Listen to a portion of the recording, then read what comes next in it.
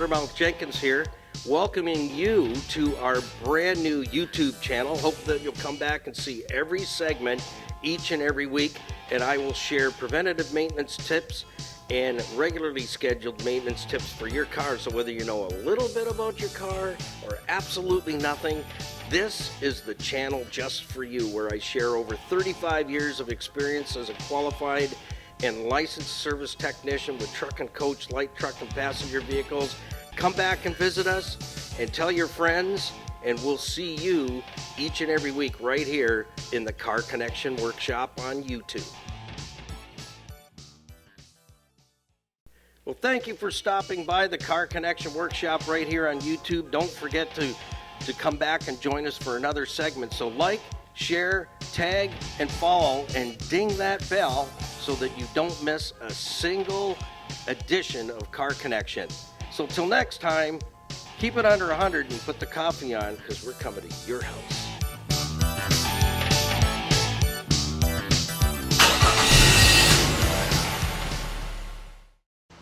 And welcome back. We fiddle-faddled and all kinds of other stuff, but we have come up with a reasonable fix, I think, to provide some electrical power to get this engine cranking over and get it to fire after 30 years, 3 decades. And, you know, I don't have anything nice to say about side terminal batteries. Can we just go back to top post batteries and leave it there? Just let it go. No. So anyways, many years ago, many moons ago, we'd always seem to get cars at our shop, dead batteries, or the batteries just about dead. And that was long before they had booster packs. So I had a great big truck battery mounted to the bottom of a shopping cart, and I welded a handle on it, and we would tootle that out, and it had cables attached right to it, and we'd boost something. But sometimes we would need to slam a battery into something, and I never had a spare side post battery, all top posts. So I was able to buy these cables, and I had this battery that I've stuffed in here on the Pontiac Trans Am in our, his name is Restoration, but he's a 78 anniversary Corvette, and he's going to be out this year. He's going to be done. Hallelujah. Thank you very much. So I pillaged him this morning, and I got these cables. I want you to see these cables. I ordered them many moons ago to be a tool in the shop. Like some of us, I'm pretty much a tool. Just ask my friends. They're all my buddies. No, not really. These cables are top post on one end and side post on the other. So notice, this little battery has good cranking amps, I must say. I don't even remember where I snagged that from. But anyways, it was in Restoration, and I scavenged it out of there. But that's where I had it. Too is also a side terminal battery, and I don't want to buy a side terminal battery until a side terminal battery is needed, like when the Corvette is finished this year and it goes out on the road to the shows. I'll put a brand new battery in there. But it's no good buying a brand new battery and it's just going to sit around. That's a waste of money. So anyways, that's where I had these cables, which turn your side post cables into top post cables, and I used these cables a lot as a tool at our shop at the time, so we could just throw a top post battery in with these cables on, screw the side post terminals to the side post terminal portion on the opposite end. Voila, we have power. So we're going to, I'm going to disconnect. So I just wanted you to see that. I don't know if these cables connectors are still available, but if they are, I'll tell you this. They are absolutely worth every penny. And I usually keep them in my battery stuff. I'm just going to fix this terminal. I just noticed it's a little bit loose. So I'll show you another tool as well that is really cool. And guys and gals, if you don't have this one set of pliers, I was at the Prince of the Palace parts store yesterday, and they have these pliers, and they have this battery tester on the shelf at $64.99, regularly $79.99. So, and they do have the electronic ones, but you know what? That'll tell you everything you need to know about your battery. So I'm going to come over here and get toolage.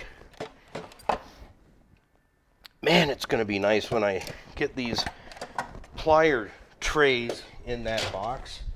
Okay, see this set of pliers?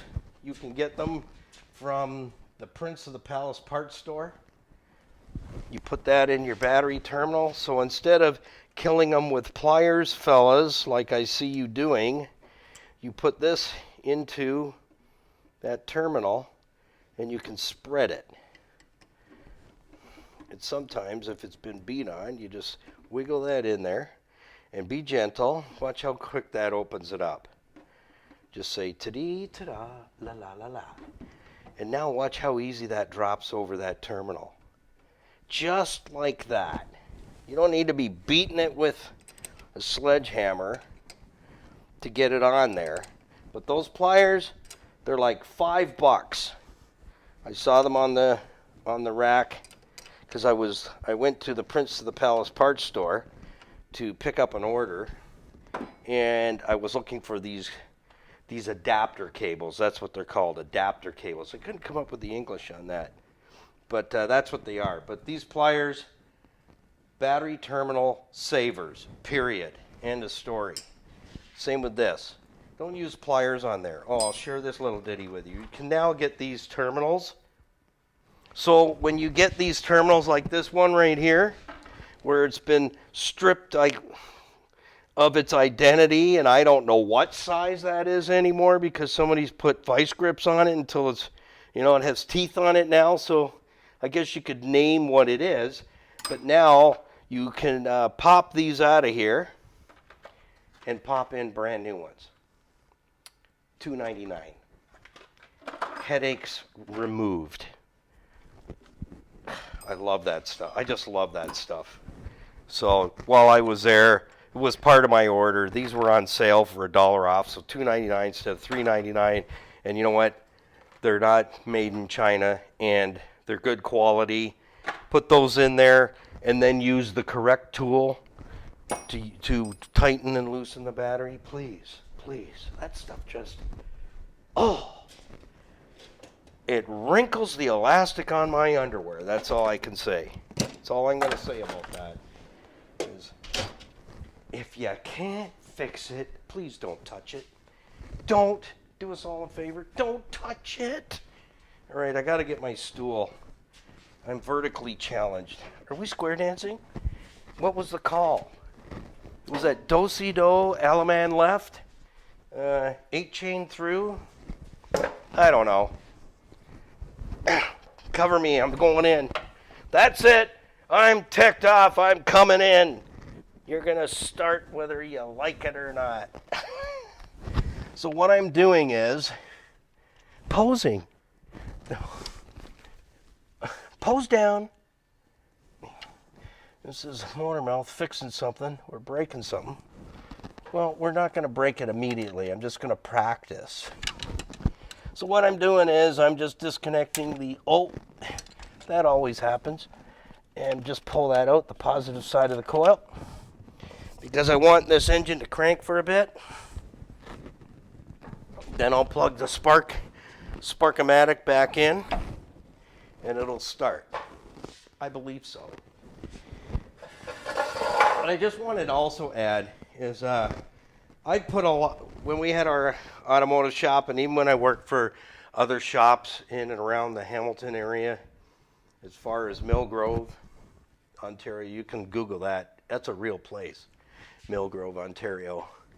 And I put a lot of pre-owned motors in, and this was one of them. But I dealt with companies where they had a great reputation for not just sending you a pile of garbage on a skid. They actually pressure tested the engines. They ran them and checked oil pressure. They ran them long enough on a machine to make sure that they weren't overheating. you weren't getting an engine and stuffing it in and it's got a head gasket or an intake problem. I bought a lot of pre-owned engines off of them, a lot. And this was the very last one that I bought. This car was born with a 305, a 5-liter V8 high output, HO. So we needed the same. So that's what this is. It is a replacement from another vehicle. It's low mileage. It's under 100,000 K. And that is the other thing with that company I was dealing with. They actually gave you a tag on the engine, the vehicle it came out of, the serial number for that vehicle, and the exact mileage. So they checked it. And we're going to get back on the 97 Jeep TJ Wrangler in a few moments once we're finished here. And I'm going to educate you a little bit more on the engine that I picked up privately from a young chap out in the Toronto area, out in the Vaughan area in Toronto, that he was the one who bought the Jeep that had the motor in we were looking for. And when I went, and the reason I'm saying that is I went looking online for a 2.5 liter PowerTech engine to go back in the 97 Jeep TJ Wrangler, and I'll tell you, there were some lowlifes out there. Just give us your credit card, we'll ship it right to your door, it'll be on a skid, we guarantee the mileage. And two of these places, these recycle yards, hounded me for days. They just wanted me to, well, you know, you can make 3 easy payments. And I finally just went, you know what? I said to the one gentleman, I was nice to him. I just said, you know what? I don't know you. I don't know your product. I don't know if I can trust your product. And if it gets here, the thing's got 400,000 miles on it. I don't know. I don't know. So that's when I just decided to kind of pass the word, network through the Jeep networking, whatever they call it, and boom, somebody spotted something on Facebook Marketplace. Might want to give the guy a call. I talked to him, and I met up with the guy, and it was legit. So anyways, when you're replacing an engine and you're going to replace it with a used pre-owned engine, you may or may not have any history on it whatsoever. But this engine, I feel very confident that after 30 years, it's going to start. So let's check it out. First of all, let's see if it cranks over now. We got electricities. So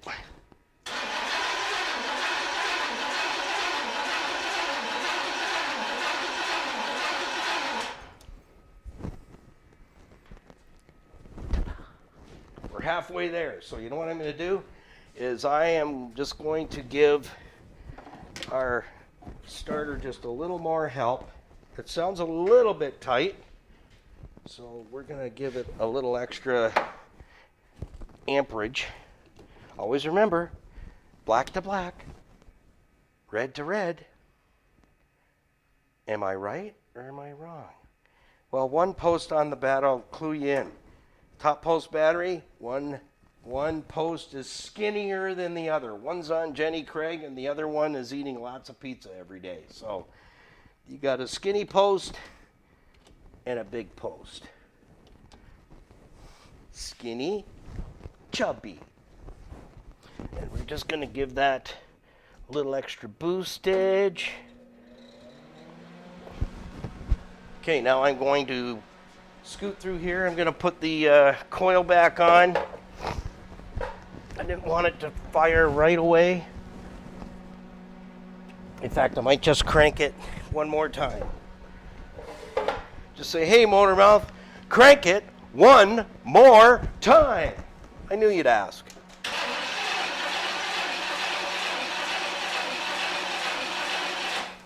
I like it. I like it a lot. I'm going in. Cover me. Don't jump, motor mouth. I won't. I can't dance. Well, I can. I say I can. But most say, I can't. So both are correct. I prefer to listen to horsepower with the stereo off. Okay, we got sparkage. Now, I'm going to give it a little beverage, and this is my mix. I use, I make my own 40-to-1 gas and oil 2-stroke mix. I always have it around here because I have a major wood pile. I cut a lot of wood. I heat house with wood. So we're going to give it some gas and a little beverage. All right, let's see if we get fire in the hole. That's what I want to know. Hang on to your shorts. Let's see. Will it?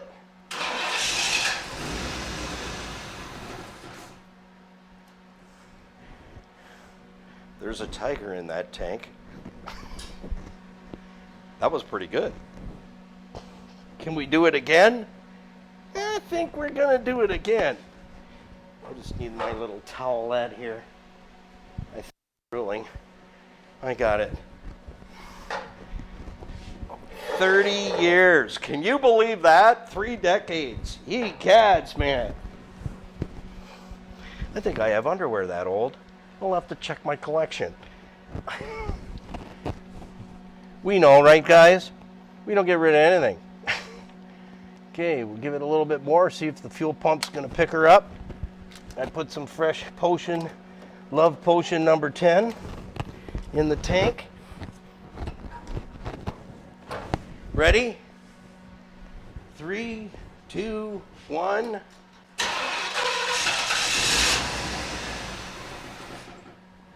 Whoa, we're getting there.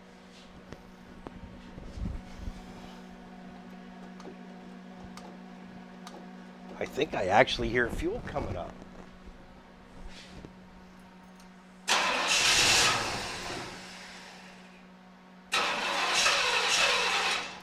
Nope, not yet, but soon, very soon.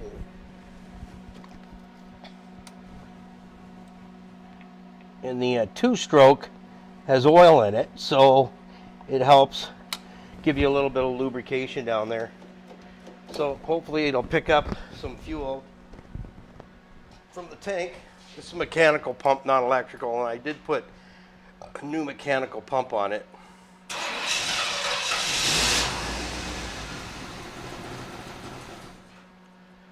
That was close. Well, you know what they say. Even a blind hog can find an acorn once in a while. We need some fuel up here, guy. Come on now. Bring it on. Bring on the Love Potion number 10. This time, what are you thinking? What are you thinking?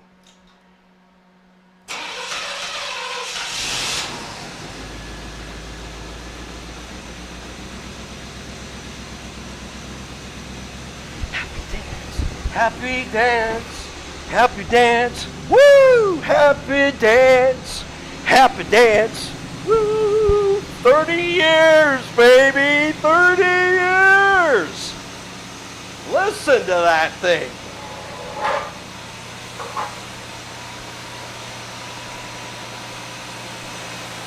I'm gonna celebrate tomorrow morning with a blueberry bran muffin. And I'm going to drink my coffee backwards.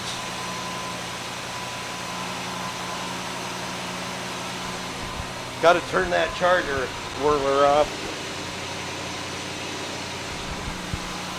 That is killer. Boom.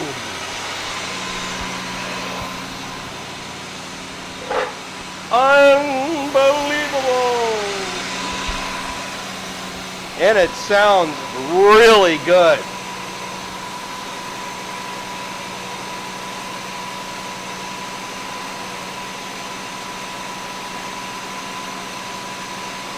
I'm so happy I could eat an anchovy.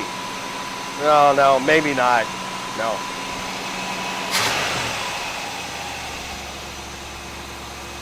Wow.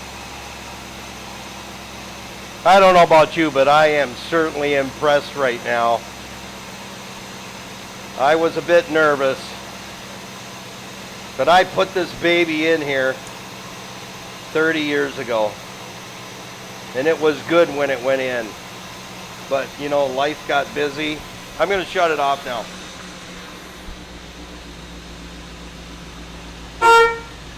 Try the lights.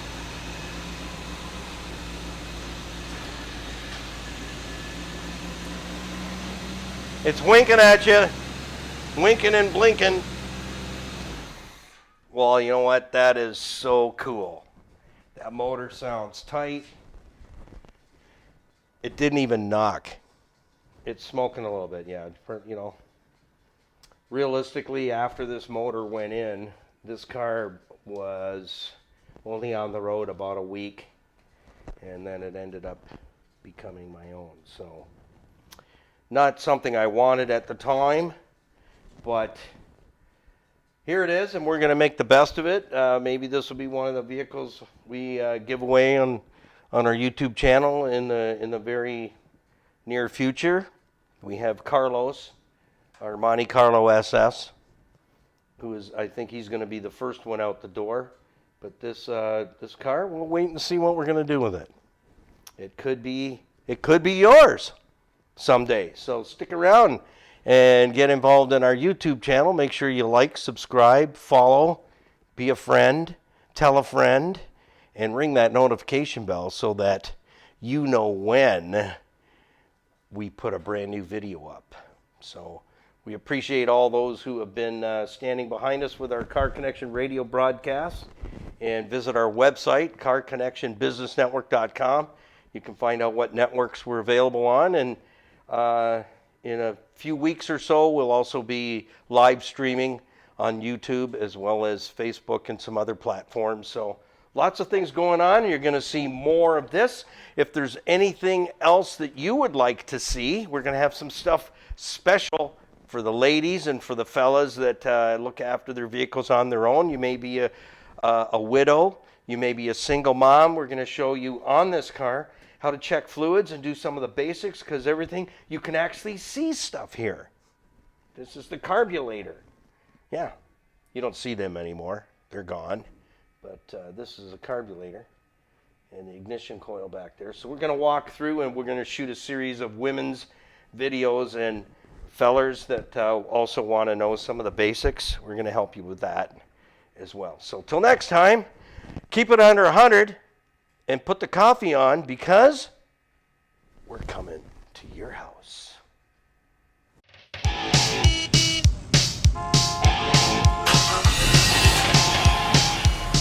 Niall Motormouth Jenkins here, welcoming you to our brand new YouTube channel. Hope that you'll come back and see every segment each and every week, and I will share preventative maintenance tips and regularly scheduled maintenance tips for your car. So whether you know a little bit about your car or absolutely nothing, this is the channel just for you, where I share over 35 years of experience as a qualified and licensed service technician with truck and coach, light truck and passenger vehicles. Come back and visit us and tell your friends, and we'll see you each and every week right here in the Car Connection Workshop on YouTube.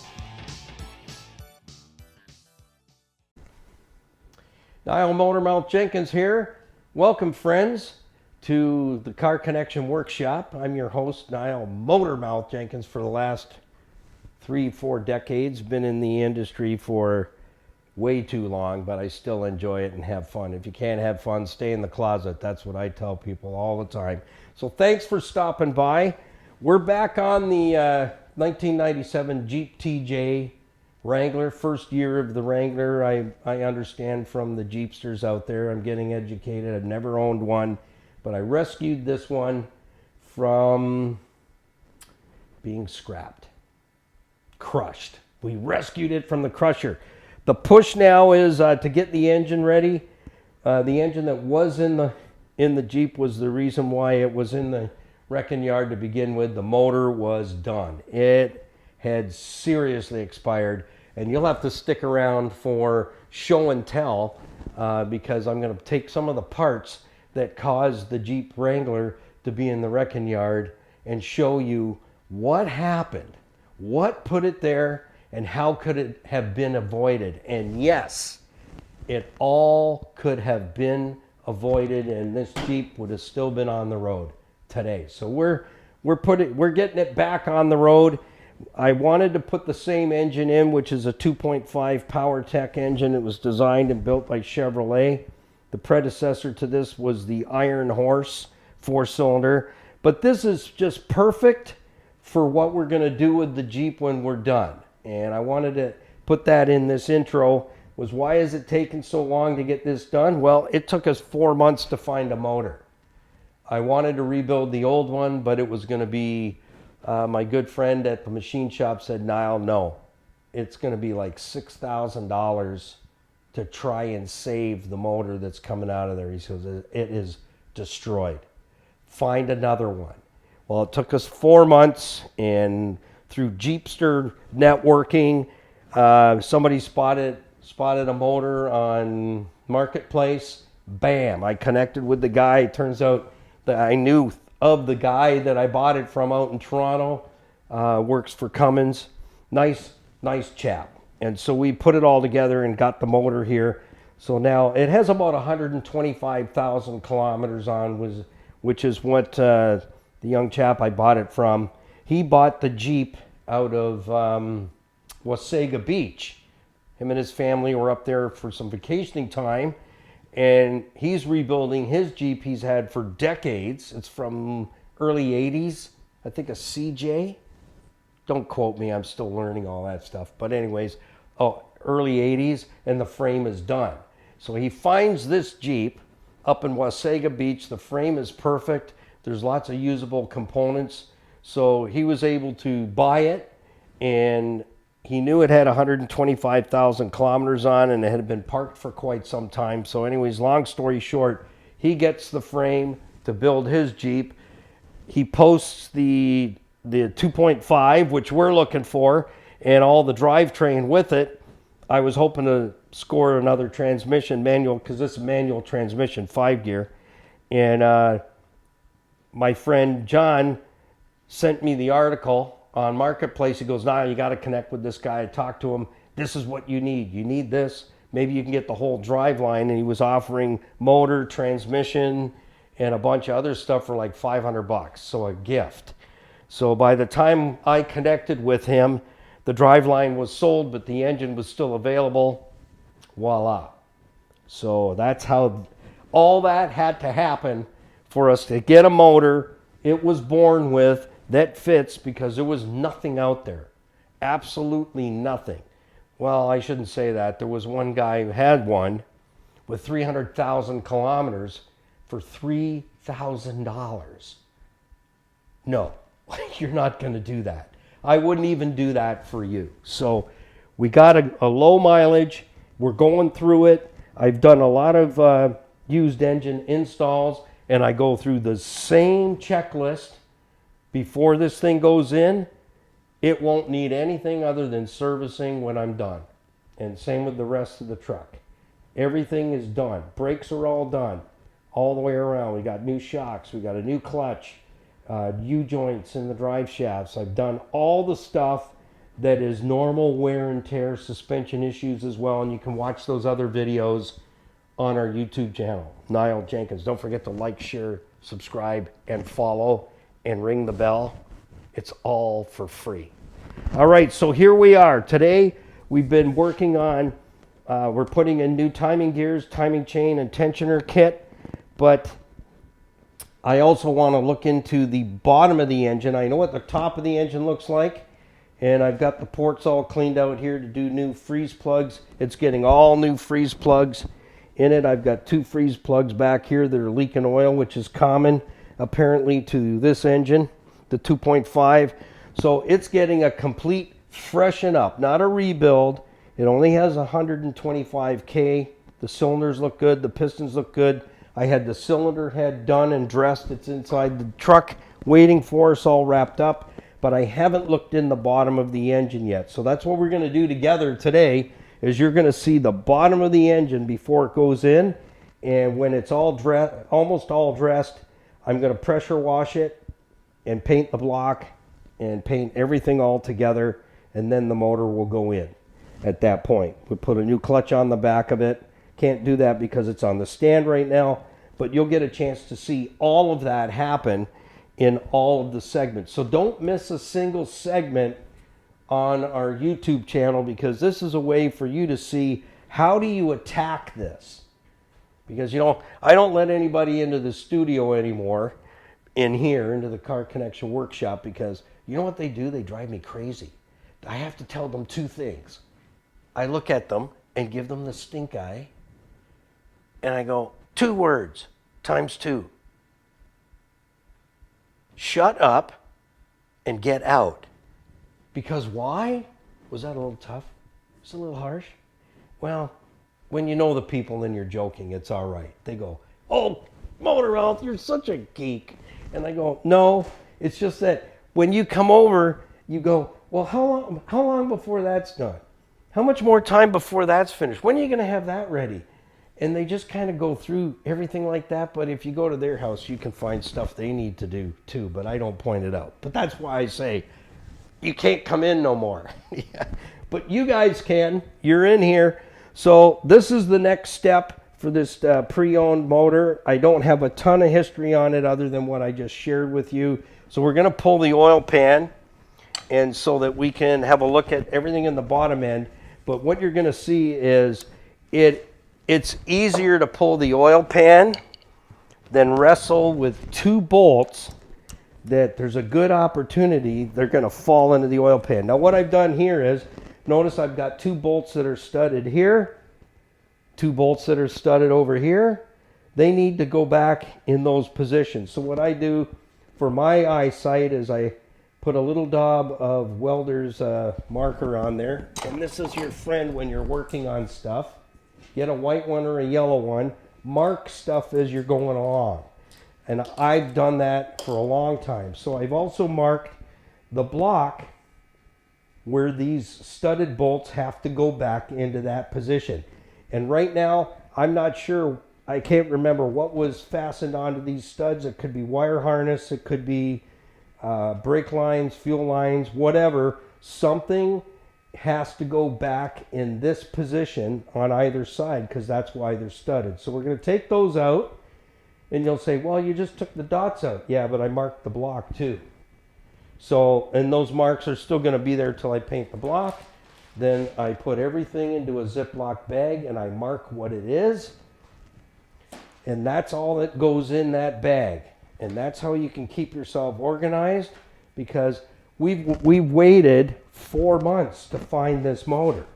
So you can forget a lot of stuff. Like, where was I? What was I talking about? Something about egg salad sandwiches. Feed the chickens mayonnaise. Just saying. It might help. Might help you make chicken salad faster. I don't know. But anyways, that's what I do. I use Ziploc bags that have been used for whatever in the kitchen, wash them out, and I use them in the shop. And when I'm done with those, they go into the recycle bin, and it all happens. Now down here, we have a bracket that is important. It's on the pan to create equal pressure. Don't just throw it away. And I've seen that happen a lot, and it causes problems. If it was born with it, it should go back there. So it sits right on this outer lip, which will pull down on the gasket that's going to go inside there. So we've got all the bolts out now. I took a bunch of them out earlier, and just show you how we're going to take that off.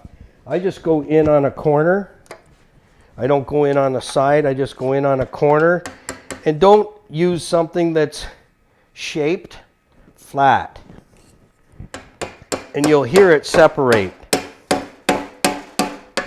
Hear that? So now you don't have to go crazy, just pry up. And again, if you're reusing this pan, you don't want to buckle it. But in this case, this pan is original to the motor, and it's pretty rough. If I clean this all off in the blaster, it's going to be porous. So I had another pan, rescued it from the original motor. So now we're going to take this off. Man, that's pretty heavy. You could probably make a Hyundai Accent out of that. or a baby bath or charcuterie. I don't know. You're welcome to have it. But anyways, I don't see any, you know what I'm looking for though, is I'm still looking for another light that I can't find. Maybe it's in here. There's no nuggets. And we're not talking gold nuggets. There's no metallic in here. See this moisture here? Right here? You know what that's from? See the rust on the outside? That tells me the pan is porous. Right there. So good call. Good call that we say, good night, Irene, and get rid of it. But there's no metallic particles in the bottom of the sump. So that tells me and kind of confirms the engine is in good shape. So we're just going to pitch this out the window. We're just going to set that off to the side. And we're going to have a little look down inside here and just peekaboo at, let me get my lightsaber. We're just going to have a look and just check and make sure everything looks clean and the pistons look really, really good. So I am pleased. With that. Yes, because that also confirms the engine is low mileage. Same with here. A little bit of wear on the one cam lobe here, but everything looks really, really clean. So I'm really happy with that. Oil pump as well, because we're going to leave the oil pump in there. Again, you want to check the screen and for chunkies, because will also give you verification that the engine is that low mileage, because I trusted the fellow I was talking to. He's in the trade, and he was a good chap, and he wasn't trying to sell me something that is a boat anchor, and it's definitely not. But look at how clean the block is in here. It's crazy good. See how clean it is? There's no sludge. Everything is clean. How clean? Super clean. Yeah, this is really, really good. So I'm happy. I'm very happy with this, because even the camshaft is looking good. That's this component here. That's the big gear. That's the camshaft. That opens and closes the valves on each cylinder ×4. And the cam lobes look really good, especially right here where my finger is. Just shine down in there. Cam looks really, really good. So I'm very pleased. I'm very pleased indeed, because that confirms that we have a really good donor. And that's what matters. When you're going through an engine like this or any other, it's exciting when you know you've got a really good donor. And if you just want to pan over to the fire chicken, we're going to be working on that next. I've had that. That's another car that you'll get to see. That's been in storage for almost 30 years, and I brought it out. But I put that engine in back in early 90s. I think it was 91. I put that engine in that car, and that was a donor 305 high output. The car came in with a blown engine. Yeah. Yeah, that's what happens when you don't change the oil or check it. Okay, we're going to move into the next phase. Not the warm liquid goo phase, but it's time to take the timing gears off. So I'm going to do that right in front of you so that you can see how it's done and how it works. And you're allowed to stay and ask questions. That's okay. In the comment section, you can ask questions. It's safe. It's okay. I'm all right now. I'm okay. I'm all right. Yeah. Okay, let's keep going. So that's what we're going to do next. I'll just explain what I've done here first so that you can get a better understanding. I like to work close to my work so that you can get a good bird's eye view.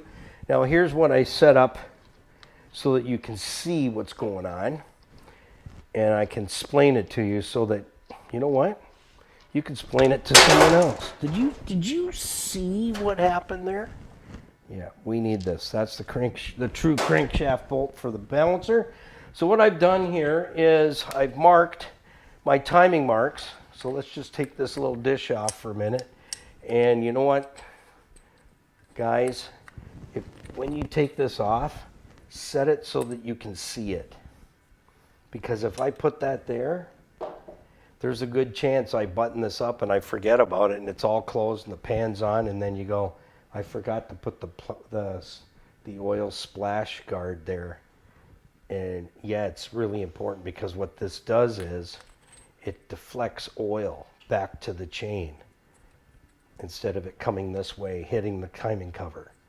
So just do that, is keep it where you can see it. All right, so what I've done is I've marked my timing marks. Regardless, if you watch segment number 1, there was a bit of a quandary. Yeah, a quandary. That when the timing marks are lined up, in normal cases, then that would say that our distributor rotor should line up to cylinder number 1. Because on this engine, remember what we determined if you watch the first segment is, the firing order is 1, 4, 3, 2. 1 and 4 fire together. Is that right? 1 and 4 fire together. 2 and 3 fire together. So when the engine's at top dead center, that's 0 degrees, then the distributor should be pointing towards number 1. Cylinders number 1 and 4 in this case should be at the very top, and there's cylinder number 1. It's right there. So when these timing marks are lined up, the ignition rotor is actually aimed at cylinder number 4. But I did a little homework, and I have to tell you this. I went into some chat rooms for Jeep people, and I was looking for someone to give me an answer, and there was actually a young fella, I'm going to say young chap, a feller, asking the same question. When these timing marks are lined up, the distributor doesn't line up to cylinder number 1. I must have read 20 posts from different Jeep guys, and I came out of that chat room going, yada, yada, yada, yada. There wasn't one single straight answer for the fella that was saying, I'm doing my timing chain and gear set, but what I notice is when the timing marks line up from the crankshaft to the camshaft, that the ignition rotor is pointing at cylinder number 1, not number 1 cylinder. Why? He's asking, why? And I came out of there just going, could not one person nail it down and say, this is it, it's black or it's white, or it's white or it's black? Well, I do have the answer. I do have the answer. And I'm going to see if I'm right. This is the timing mark for the crank and the cam. And my point will be when we're done and we put new gears in and new chain and new tensioner. And right now you can really see that the tensioner is right to the very end. Like there's no spring tension. This, if the chain was brand spanking new, this would be all the way back like that. And that spring would be collapsed like this under tension. And the chain would be nice and tight. But it isn't. It's sloppy. So even though it has a low kilometers, about 125K, the tensioner is all the way to the ends, which means the chain is stretched to the point where the tensioner cannot put any more tension against the chain. So my conclusion was there's a couple of things that I have found that this engine must have been running like doo-doo. Really, really bad. So again, let's go back to the timing marks, and then we'll come back to the why is the distributor rotor, ignition rotor, pointing at number 4 cylinder instead of number 1. I have a theory, but in that chat room, not one person could nail it. It was all over the map. So here's what we got. Crank is lined up to the cam. There's the timing marks. There's a dot here. I always mark the tooth so that it's like an arrow, and I always mark the dot on the cam, and then I mark the tooth as well. So what I can do is very quickly put a screwdriver across, and I see I'm lined up. And I've put a mark on my bolt here, and the reason being is when I tighten this bolt back up, I know that the bolt will be plenty tight enough when it's back in that position with the timing marks. So if you're not using a torque wrench, you can still tighten this bolt on and put blue Loctite on the threads. That's removable. Same with on the crank bolt. You'll see me do it. I use blue Loctite. It's removable Loctite, and the bolt won't creep back. So when I'm finished, I'll have a new tensioner, new chain, new crank gear, new cam gear, and all in position, and I'll tighten this bolt up so that everything comes together. And then we will put the timing chain cover on, which I have all the parts and everything sitting on the chuck wagon over there. But one more thing I wanted to point out. Now, if the oil pan is on, you have two bolts right here that are Torx that are inside the oil pan. So how on earth would you get to those two bolts with the oil pan on and sneak them out of there and not drop a socket or drop the bolt inside the oil pan? And I got thinking about that this morning, and I thought that's something that should be pointed out. Is it possible to do it? Maybe. Is it more possible to drop your socket or one of the bolts or a bolt and the socket into the oil pan trying to get this off without removing the oil pan?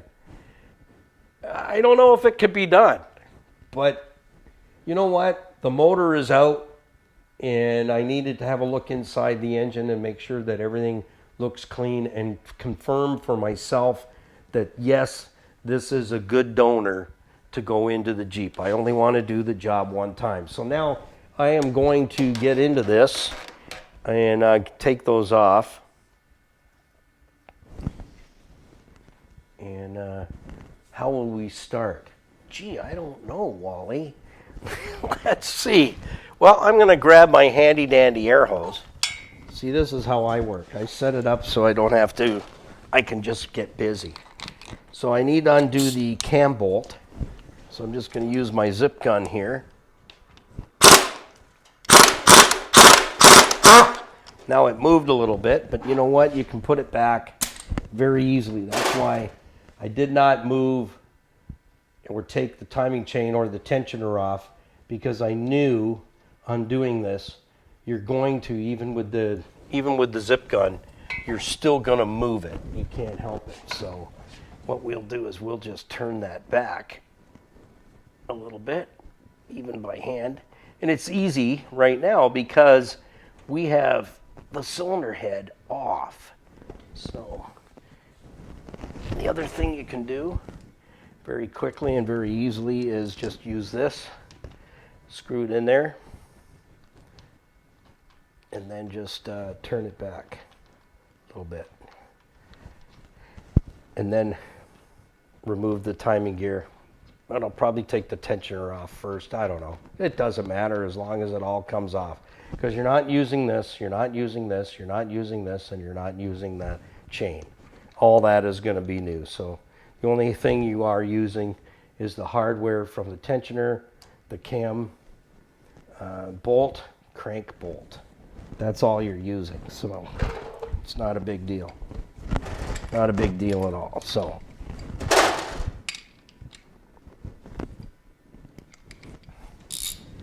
we'll just make sure we got that lined up. Put it back where it was. And again, if you want to double check, just go across there. Line your screwdriver on the dot, and you're going to hit that one right there. You're good. We are good. Beautiful.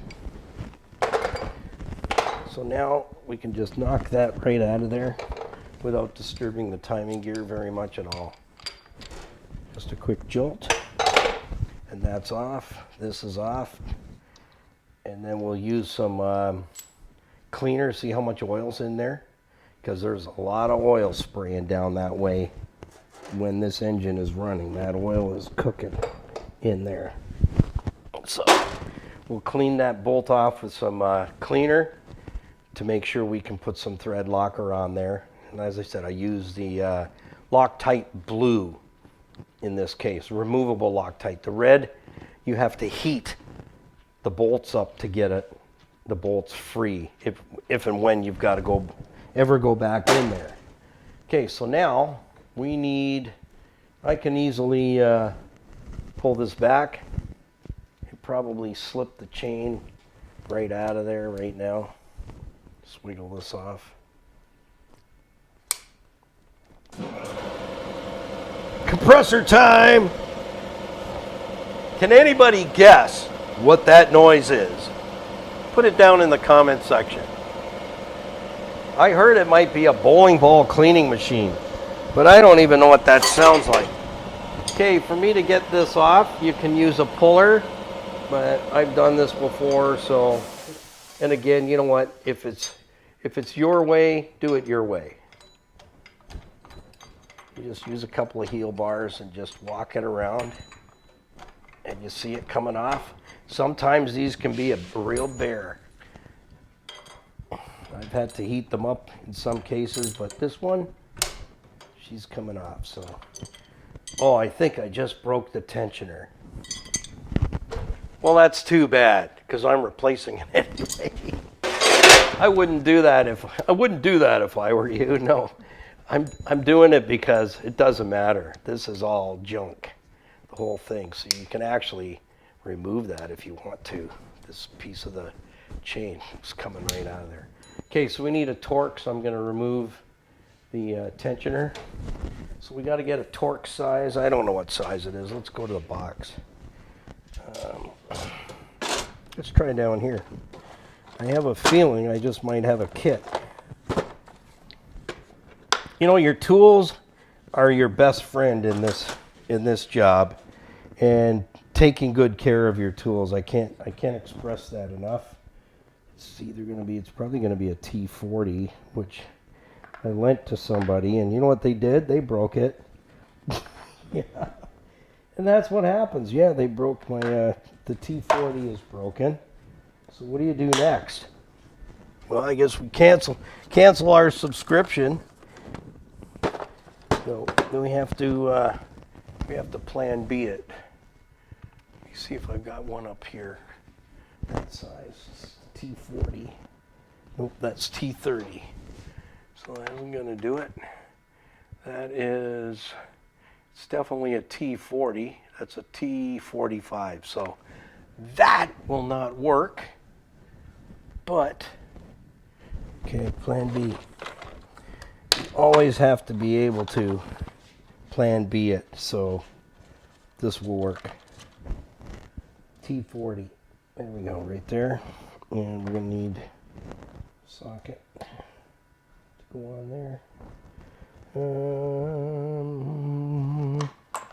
Well, as you know, making sure that you have the right tools to do the job is good. I don't lend tools much anymore because that's what tends to happen. Okay, I know what we need. All right, so we've got the Torx. Now we just got to get the holder. So that's not a problem. I have a holder somewhere here, right here. And that's what tends to happen. You lend people tools, and it's like a rental car. They use it like they stole it.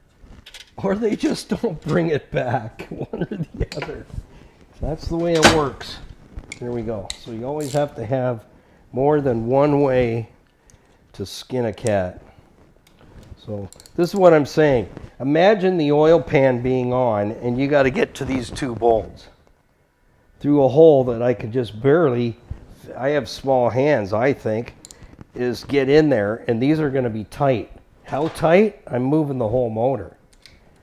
So I'm thinking when I'm looking at this, I'm going, I don't know how you're going to do that. They are on there. Wow. What do you do next? Let me see if I can jolt it a little bit.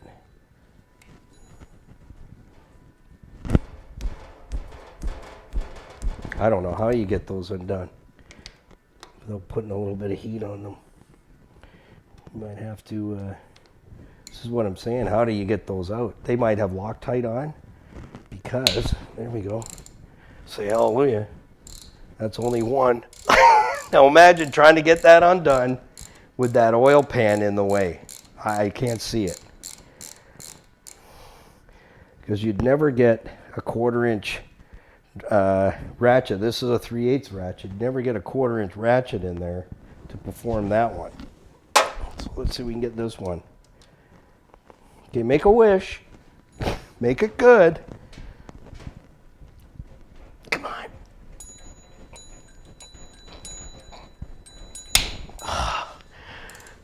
There's no way.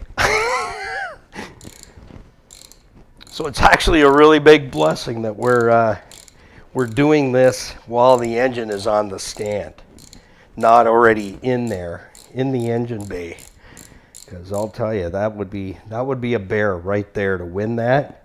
And if you strip these out, just imagine you strip the head of that bolt out, or even worse, you snap your bit off and it drops in the oil pan.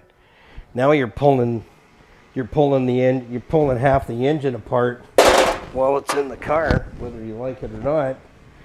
You're in a position where that's what it's going to take to do it. Did you take my shop towel? Oh, that's where I left it. All right. Should we check the oil?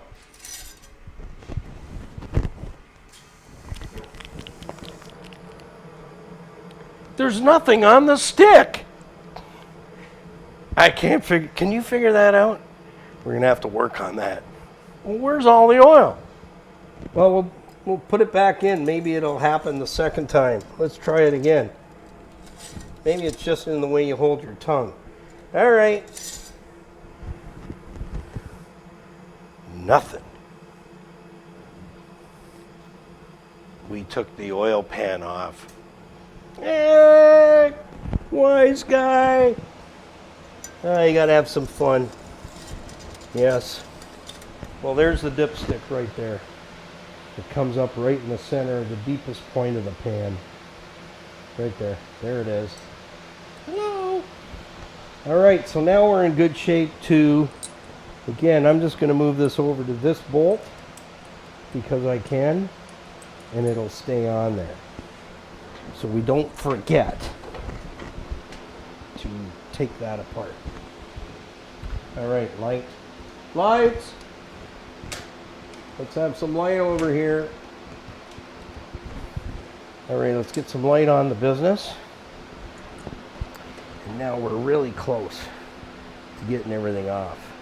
Sometimes you can pop it from here, but this one is going to take us to the limit. So a couple of heel bars, get on something solid. You don't have to go crazy. See, it's coming off very, very good. Very good. And then this one, what I do here is just take that washer off, just thread that in a little bit, because you don't want to wear it, and you will. So I just get that behind the block,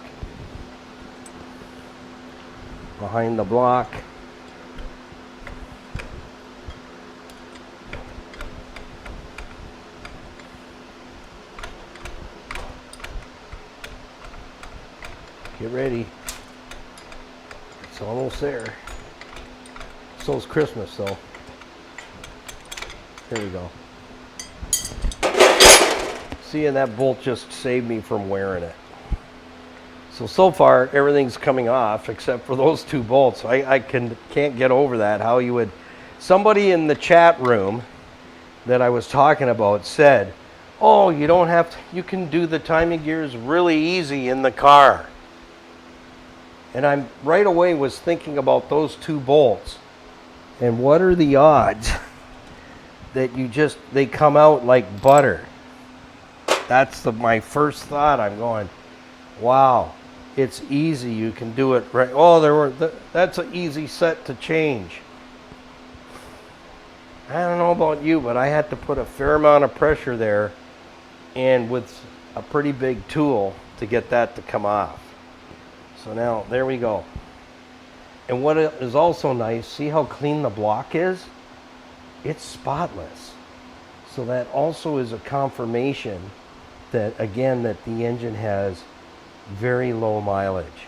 Because this normally would be just filled up with what I call goat cheese, oil, sludge, built right up, but it's not. It's clean.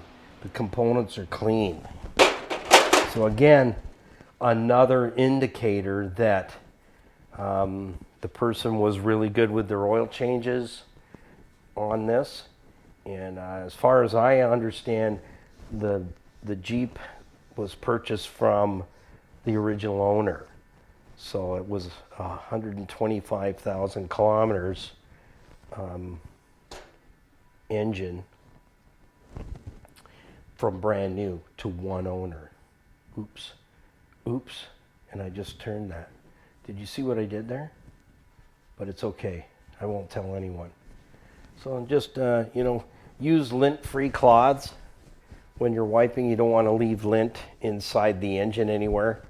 And if you walk away, if I was to leave the room now and say take a coffee break or whatever, a bathroom break, I just quickly slide the plastic bag back over it because you don't want grit inside the motor, and it will attract a little bit of grit because you can see there's oil residue laying around everywhere, and dirt just goes zzz. Yeah, it's like, if you fasten a peanut butter toast to the back of a cat and you drop it, will the cat land upside down? I don't know. It's kind of like that. Will the dirt not stick to it? Or will the cat fall upside down because it's a peanut butter toast attached to its back? I don't know.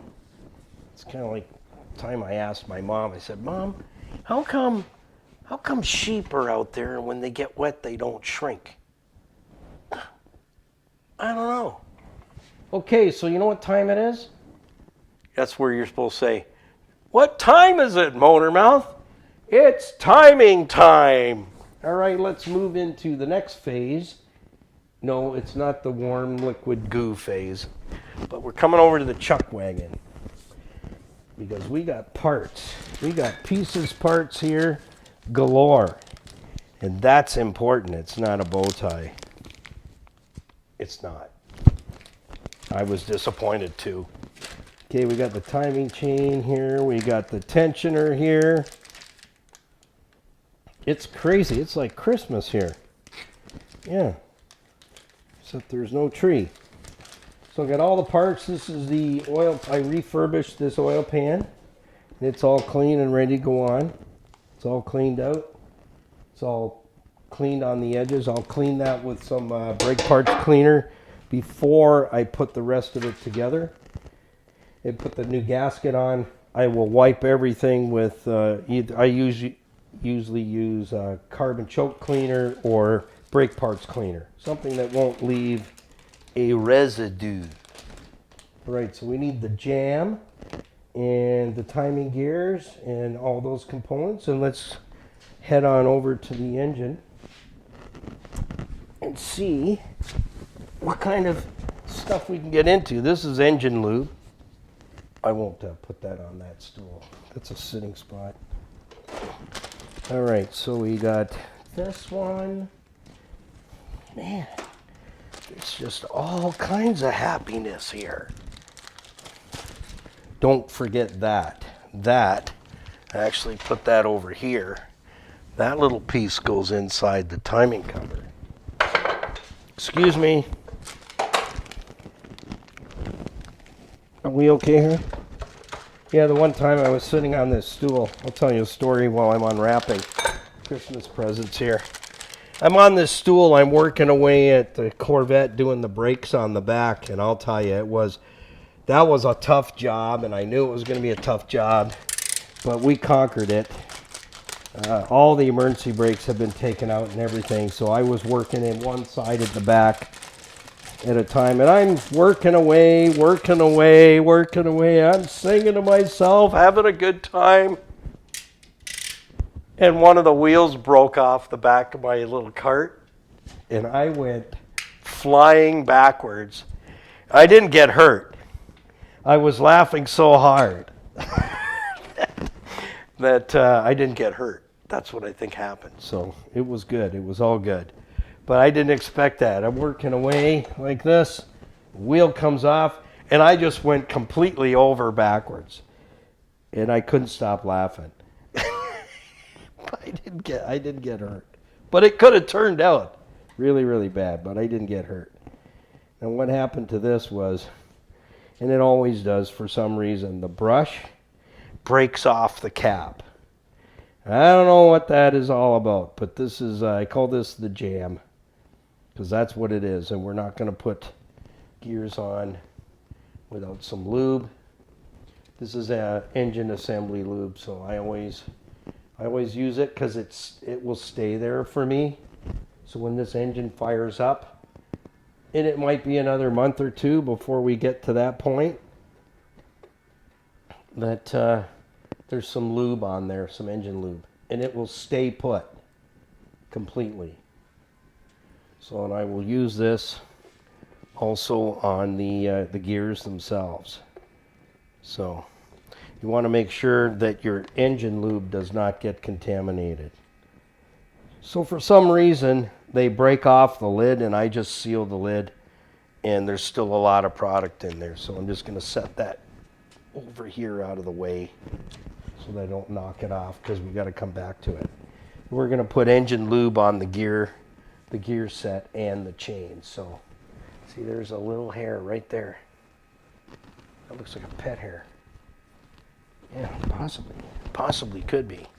So now we got a gear, and it's got a timing mark, believe it or not. So we should be down facing the bottom. So I just gonna wiggle that on there a little bit, if I can. Yep. So what I'm gonna do is I just take my little hammer very carefully and just get that started. And again, if you guys have done it yourself, you have your own technique. I just get that started on there, and I'll take it from there in a few minutes. Now we need a timing gear.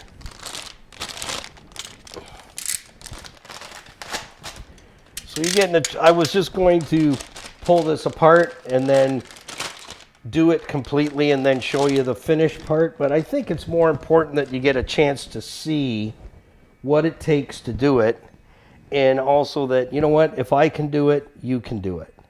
And the biggest thing, if I could teach you anything, is work clean.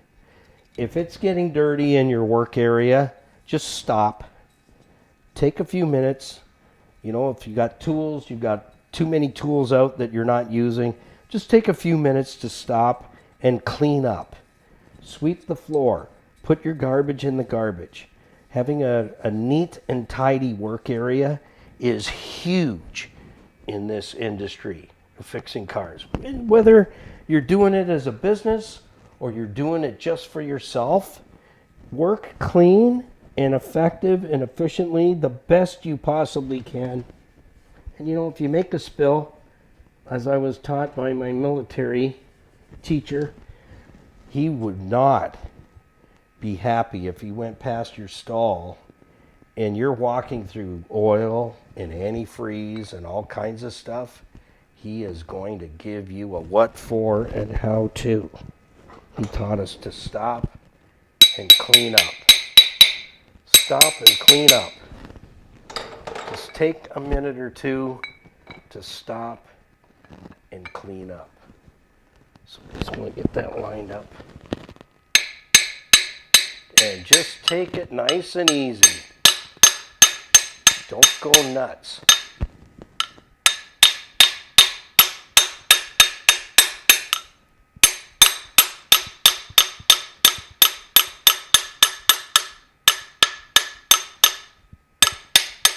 Do you hear the difference there? Hear that? That means we're home. Don't push it.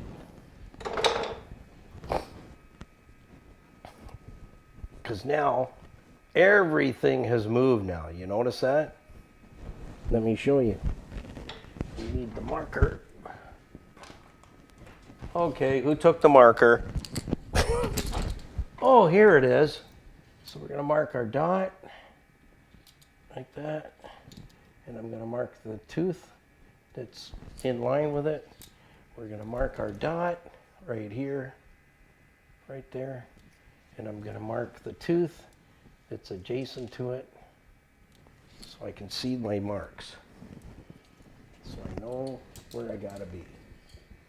So first and foremost, let me just reach back to the chuck wagon. Let's clean off this bolt. A little bit of brake clean.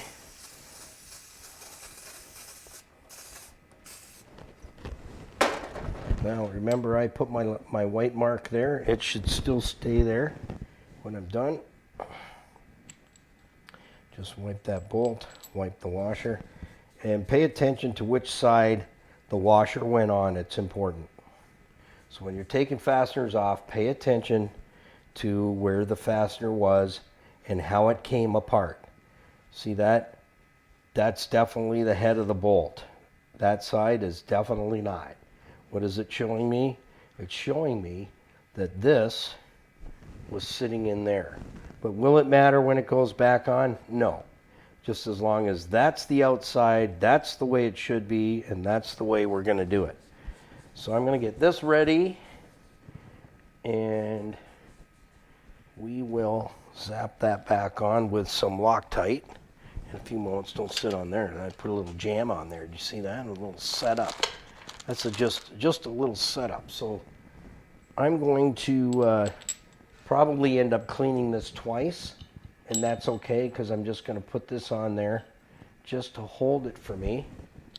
And again, you want to make sure that it's in the position. And I'm just going to just snug it up. That's all. I'm just going to seat the gear.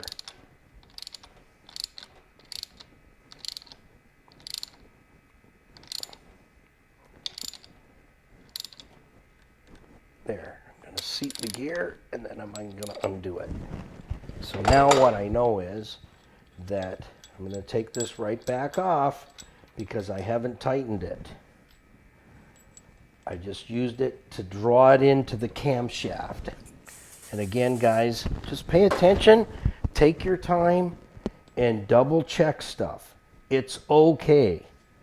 It's okay to do that. It's just to check yourself as you're going, and then when the process is done, double check, make sure you didn't miss something, because it happens. It still happens to me. So I'm just going to set this aside for the time being, and then we're going to get the chain out. But once I got this chain undone in the package, then I'm going to put some jam on. I can put that down here. I'm going to put some jam on the gears because I don't want this engine sitting there, because we still got a lot of components to build this engine up, is I don't want that dry. I just don't. So I'm going to hang that there. And again, can't say it enough. Work clean. Work really clean. If I drop this brush on the ground, I am not putting it back in the jar. I'm not. So I'm making sure that this timing gear set has lube when this engine's cranking over, because it's going to take. I will pressurize this engine before I fire it up and make sure that we have oil pressure before we fire it off. So again, you don't have to do a Rembrandt here. It doesn't have to be done with your left hand or your right hand. I'm just making sure I don't have a dry start when this engine fires up. That's all I'm doing. Some guys might use white lube, but I find it spins it off, so I don't. I used to. Many years ago I used to, but I don't anymore. This is what the engine builder guys suggested, and I've stuck with it ever since. So just take your time, make sure you hit every gear, every tooth, get the jam on there, get the jam on. And then we do the other gear as well. I've got to finish tapping that one on. I heard somebody say that already. You didn't tap that one all the way on there, motor mouth. You're right. It's just like when I used to show up for work. Jenkins, you're late. Thank you. Thank you for noticing. Thank you that I stayed till 1:30 in the morning last night printing off reports and getting them on your desk by 9 o'clock. But thank you for noticing. I'm 7 minutes late this morning. I appreciate that. You know, we need to be kind. Be kind to one another. You know, this stuff of me, I has got to stop. Help each other. Work together. Support one another. You know, be kind, be a friend, be patient. The whole package. There you go. Did you want me to sign that? Okay. There you go. If you can read that, I'll give you $20. Would you like some? No thanks. It looks yummy, but it's not yummy. I'm going to tell you that right now. It is. The jam is not yummy. So when I put the head together, you'll see that phase, because once we button up the bottom end, we will be flipping it back over, and we will do the top end, and that means the cylinder head goes on, all the valve push rods, everything goes on, everything's going to be covered in jam. All right, so what's next? We just got to tap this gear the rest of the way on, and just take it easy, you know, just that's it. You hear the difference? It's there. Stop. You don't have to lay a whooping on it. You just got to get it on there. So now, before I forget that, I'm going to move it close to where I'm working, so I can keep an eye on that. Okay. So now what? You say, well, what the heck? Well, you know what I need to do right now? Sing a song. No. Maybe next time. Not today. I need to line up my cam to my crank. And it's easy because it is. Okay? So I need to make sure I'm lined up. So that's where my Peter pointer comes in. And that's kind of not in the right spot. I'm off a hair bit. That mark right there. Can't trust that one. 100%. Because it's kind of over here. It's in that valley. It's right kind of there. So I want to make sure we are golden.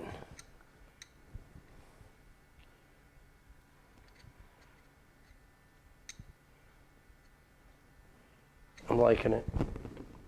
I'll buy that for $1.99. So now we're going to chain it. Where's the new chain? Here it is, right here. So we're going to put some jam on this too, but not right away. We'll get it in position first, otherwise it's just too gooey.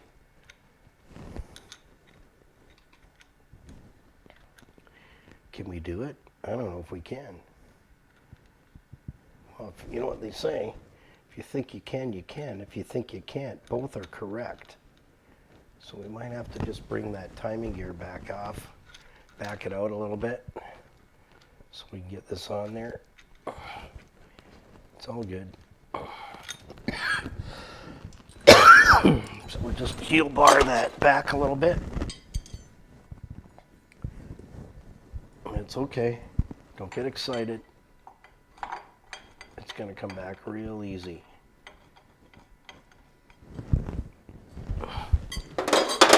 Sometimes you can sneak that on, and sometimes you can't. And when you can't, you don't panic, babies. Don't panic. You just work at it. So you might want to go down here, but you got to be careful you don't turn your gear. It's going to have to go this way. We got to make sure we are lined up properly. And we are. But it's still going to be a bit of a headache perhaps. But there is one more other way that you can do this. And that is to pull this gear completely off.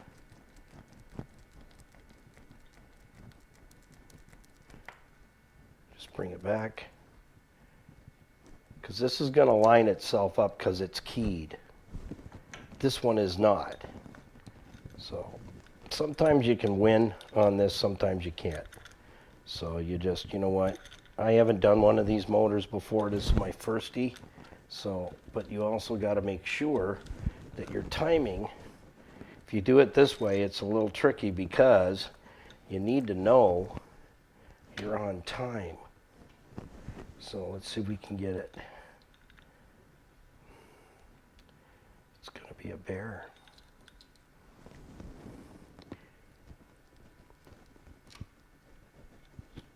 Okay. Patience. That's what it is. It's when you get rammy, it's not good. So don't get rammy. Because you've got to make sure that this gear, this timing chain is in position all the way around. So just take it easy. Take your time. And like I said, you know what? Everybody has their own method of doing things, and I'm okay with that. I do what works for me. You do what works for you. And I am very okay with that. And you're saying, well, you're moving the gear. Yeah, it wants to move. So, how do you do it then?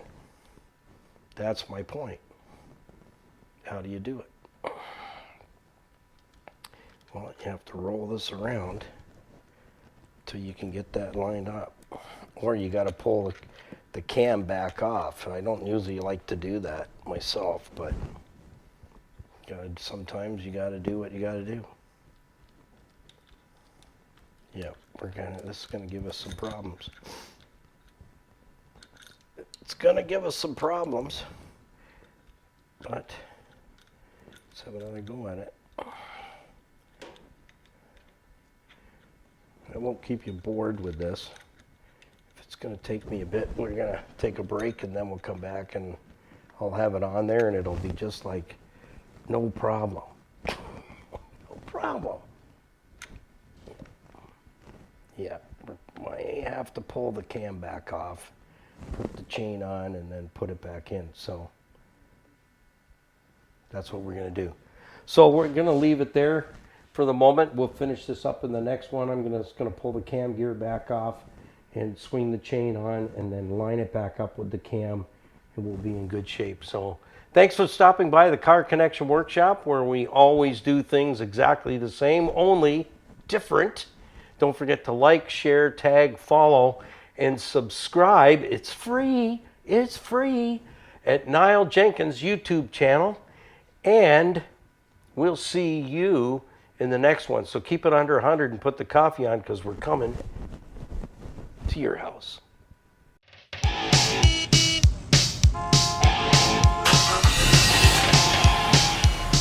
Niall Motormouth Jenkins here, welcoming you to our brand new YouTube channel. Hope that you'll come back and see every segment each and every week, and I will share preventative maintenance tips and regularly scheduled maintenance tips for your car. So whether you know a little bit about your car or absolutely nothing, this is the channel just for you, where I share over 35 years of experience as a qualified and licensed service technician with truck and coach, light truck and passenger vehicles. Come back and visit us and tell your friends, and we'll see you each and every week right here in the Car Connection Workshop on YouTube. Well, good afternoon, if it's afternoon wherever you are. Welcome to the Car Connection Workshop, friends. I'm glad that you could stop by. We have some really cool stuff coming your way today. And just thinking this past week, the number of vehicles that I'm working on, each individual vehicle has a story. Well, I'm your host, Niall Motormouth Jenkins, always here in the Car Connection Workshop. And Skippy, we don't know where he is. He's here somewhere. He's always monkeying around, pulling little zingers on us. But if you spot Skippy, let us know. He's about this high. He's kind of red. He's not related. It's just so you know, he's not related. But anyways, we have a special treat for you today, a vehicle that I have owned since 1995, and it is a barn find, and I'll tell you why.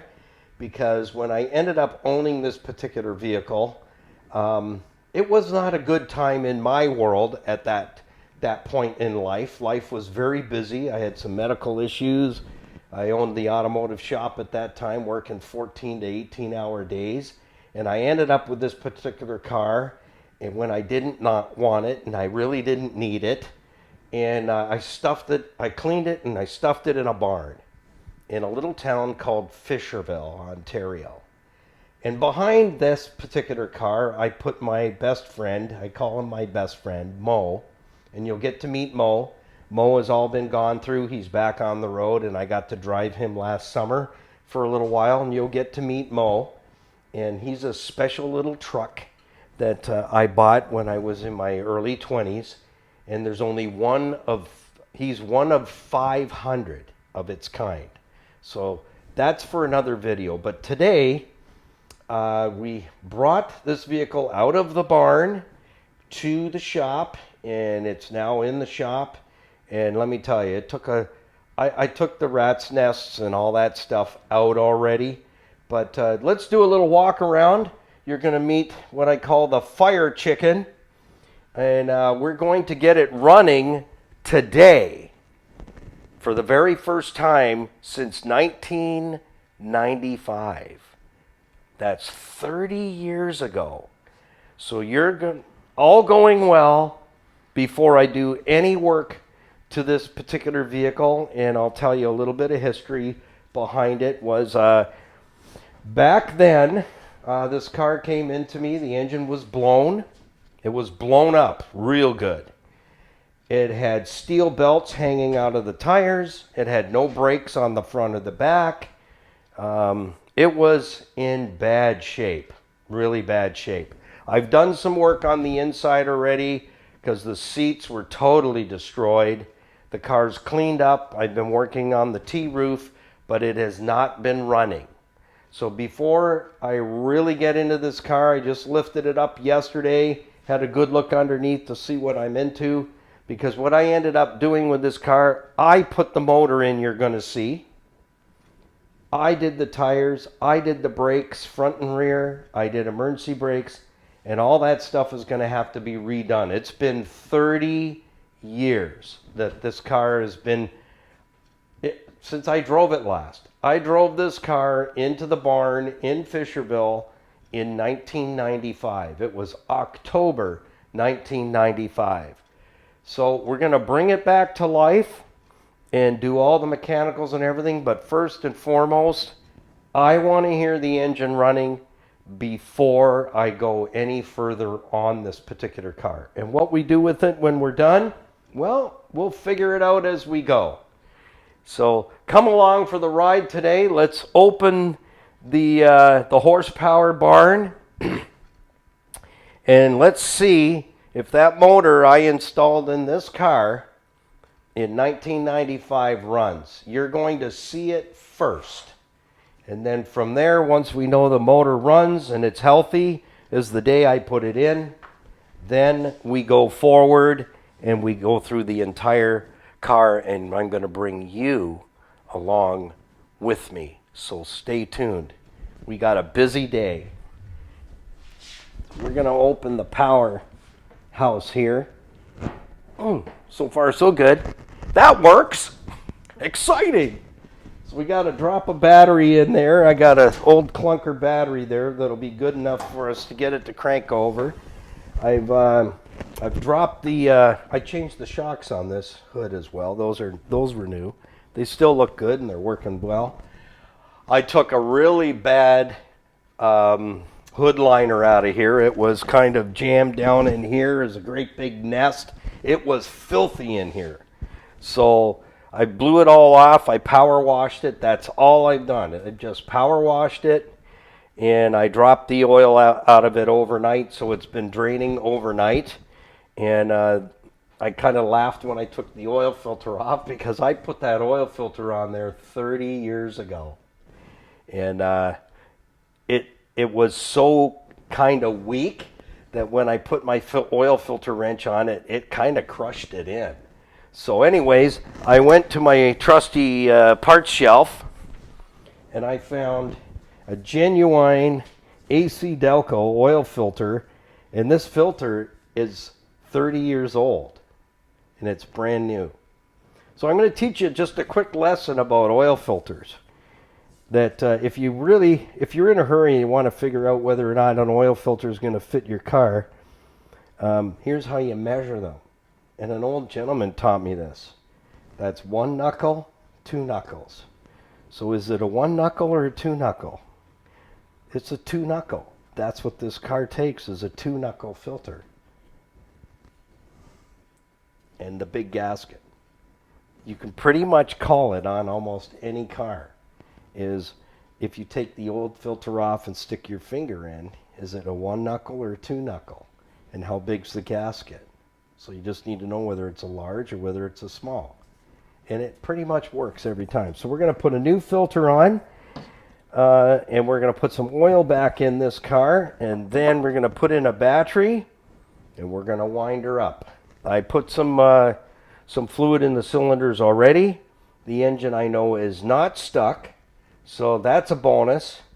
But we're going to see if we can get this thing lit up.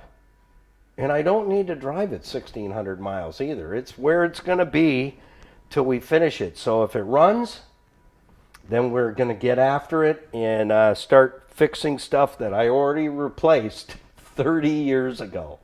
So yeah, this car, the Fire Chicken, has been sitting in a barn in a little town called Fisherville. I lived there and was leaving there to head up to a little place called New Dundee, Ontario, to live and to work for a major car manufacturer. And I couldn't take this car with me. I had nowhere to put it, so I left it in the barn in Fisherville for 30 years. I know, sad. But it doesn't look too bad, but all the stuff that I did to it, all the brakes, they all need to be gone through, and everything that I replaced. So the motor's good, we're halfway there. The rest we can take care of. But I put this motor in. I can't believe it. 30 years ago, I did this, all of it. Pulled the dead motor out and put this in. So let's get started. All right, I'm just going to put some cloths on because I don't want to I don't want to damage this car, because it is a pretty car when the T-roofs are on and it's all back together. It's a pretty car, that's for sure. So the Fire Chicken hopefully will live to see another day. All right. I like to cover stuff up because you know why? I'm going to give you a little secret, because when people stop by, they do this. Oh, look at how dusty it is. Scratches everywhere. So I cover the stuff up because dust, even for the equipment in the shop and my toolbox and all that stuff, dust is it is a killer of everything. All your lawn and garden equipment, if you can cover it up and keep the dust out of it, you are ahead of the game. So I'm going to go down underneath. I'm going to get my creeper out. I'm going to go down underneath, put the oil drain plug back in. I'm going to put a new gasket on there. And I have fender covers, but they don't stay very well on this type of fender because the fender has no big edge to it. So fender covers don't work very well. They fall off more than they stay on. So I'm going to zip underneath there, get the oil drain plug, and we're going to get a new gasket on there. And then we'll put the oil drain plug back in. It's dark down here. Like really. Like really dark. How dark is it? Hello? Is there anybody there? Make sure you put a new gasket on your drain plug. I say that because, you know what? I can't tell you the number of times I've been chasing an oil leak on a car and it comes down to the drain plug is totally not there anymore. So the gasket is gone. So definitely put a new gasket on there, would you? They're not worth $1 million. I keep them in stock. And there's just a little tiny copper ring on there. We're going to get that off in a second. I like to use the fibrous ones myself, but it's preference. It's what it is. You know, some people like tomatoes and some people don't. It's okay. It's all right. I have Italian friends. They don't like tomatoes. I can't figure that one out, but just the same. So I'm just going to get this old copper gasket off without cutting myself, hopefully. And we'll put a new gasket on there. We'll be in good shape. That's what they say. So stick with us. Will it run? That's what we're going to find out. And we're going to do it together. These ones are a little bit tougher to get off, so I have a secondary method. That's why you got to have lots of tools. You know what's great is when you can reach into your toolbox and you can actually get something to help you get the job done. Nothing worse than not having the tools to get the job done and get it done right. So I usually cut these because they're a crushing gasket. And a lot of times it gets left on there and then somebody will put a fibrous gasket on top of it and you end up with a leaker. So check the drain plug. Change the gasket. Yeah, these are a little tough to get off. I got these off topic. I picked these up at the Princess Palace parts store. They're to organize your pliers. Like, look at this drawer. It's like chaos. But it's organized chaos. All the pinchy things are over there. All the clampy things are over here. But these are plier thingies that you put your pliers into the slots. So when I get that far, I'll let you know how that works out. I'm hoping it sorts that drawer out because it needs a little bit of something. Okay, so once you cut that, watch what happens. You can get it off. And there it is. Look how brittle it is. Just brutal. So, you know, that's a little thing, but like I said, I can tell you how many times I did oil changes and the oil drain plug is leaking. And it's been leaking for a while because somebody is neglected to not change something as simple as the gasket. And I know who put this one on there. Me. It's been on there for 30 years. I can't believe that. I keep saying that, and you'll probably say, how many times are you going to say that? It's hard to believe. 30 years. 3 decades. And here I am, changing the oil. 30 years later. It's crazy. It's crazy. But every single one of the vehicles that's here in the shop has its own story. And keep coming back to visit us because there's always something to do here in the Car Connection workshop. And we get it done. Just get it done. Same with this oil pan. It has a story. And you're going to get to hear the story as we continue to build and work on the engine for the 97 TJ Wrangler.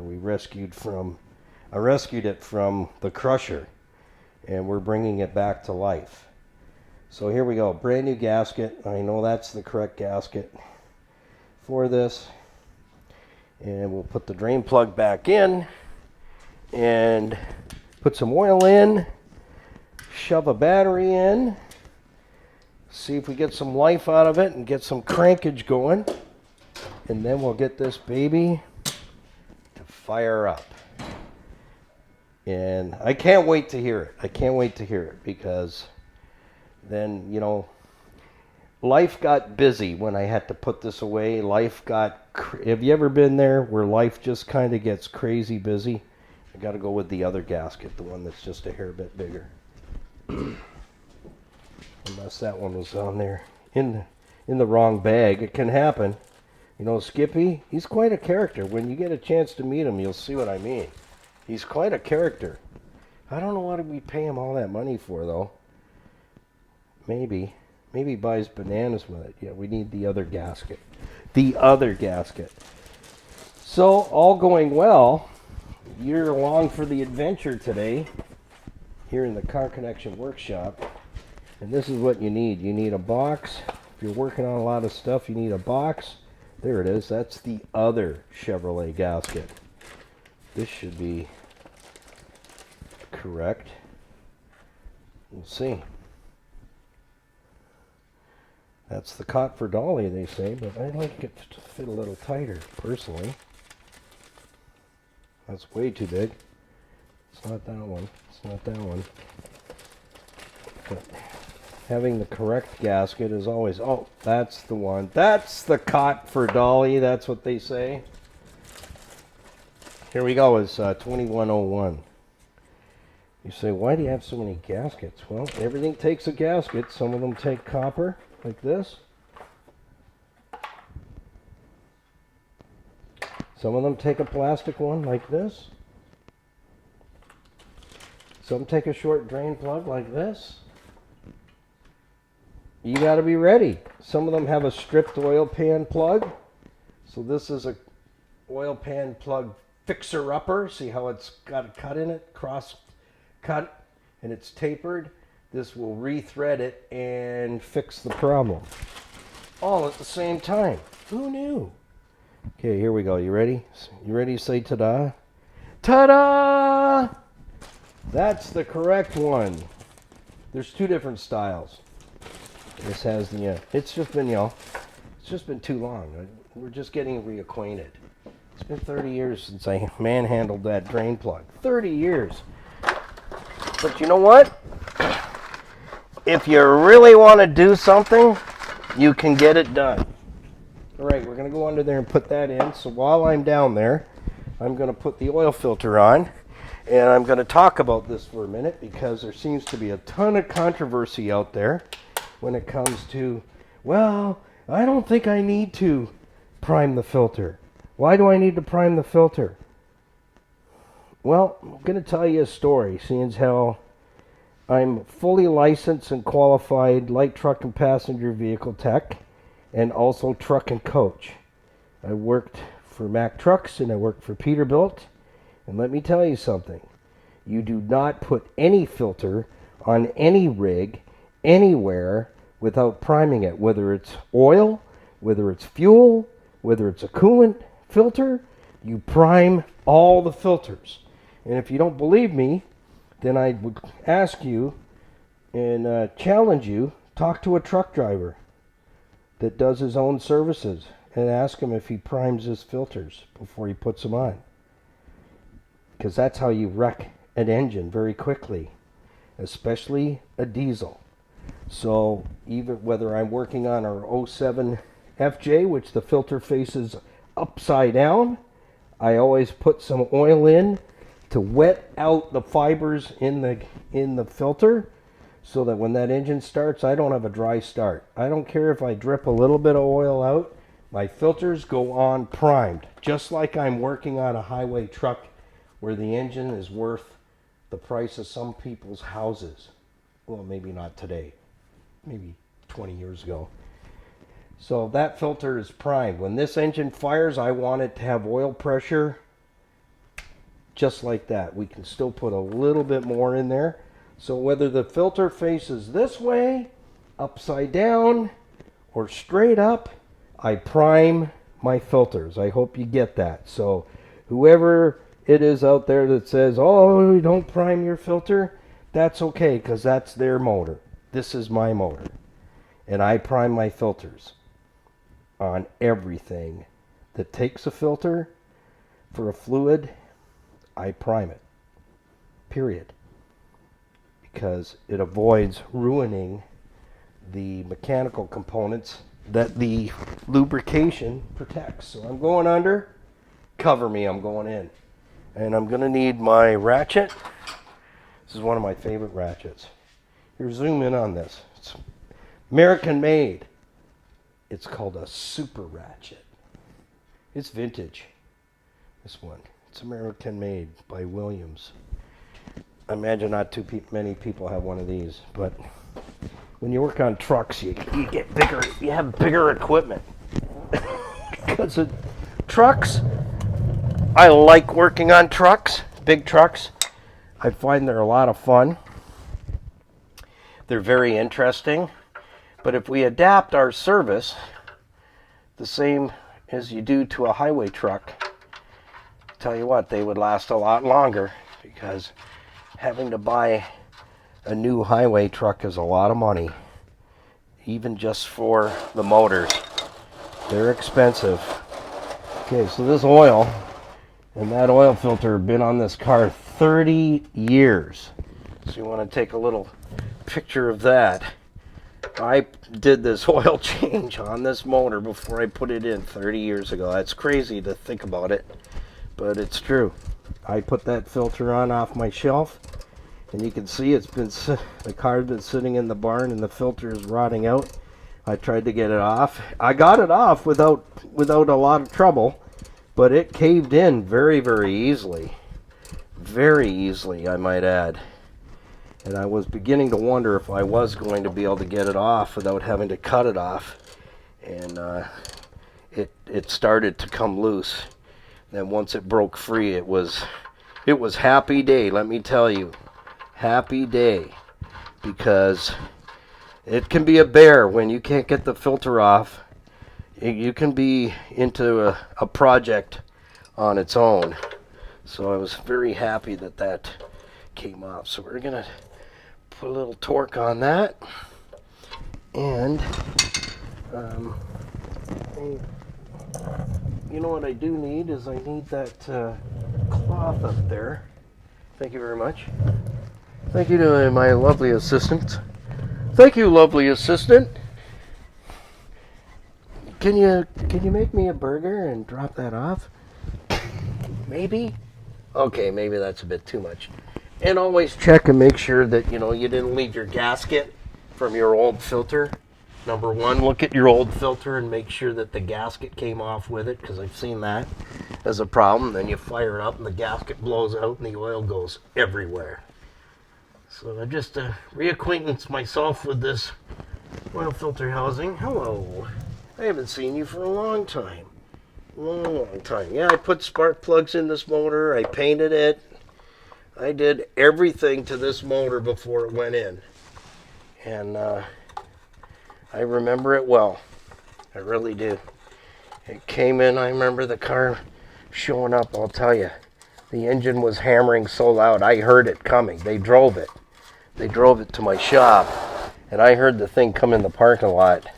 And my goodness, it was a train wreck. That motor was done. And you know what killed it? I'm going to tell you. What killed that engine was not checking the oil and not topping it up. Not making sure that the oil level was good. Blew the motor up. And the sad part is, that same person did it to two cars of the same brand. Blew up two motors. Not checking the oil, not changing it. So, is there a lesson in that for all of us? Absolutely.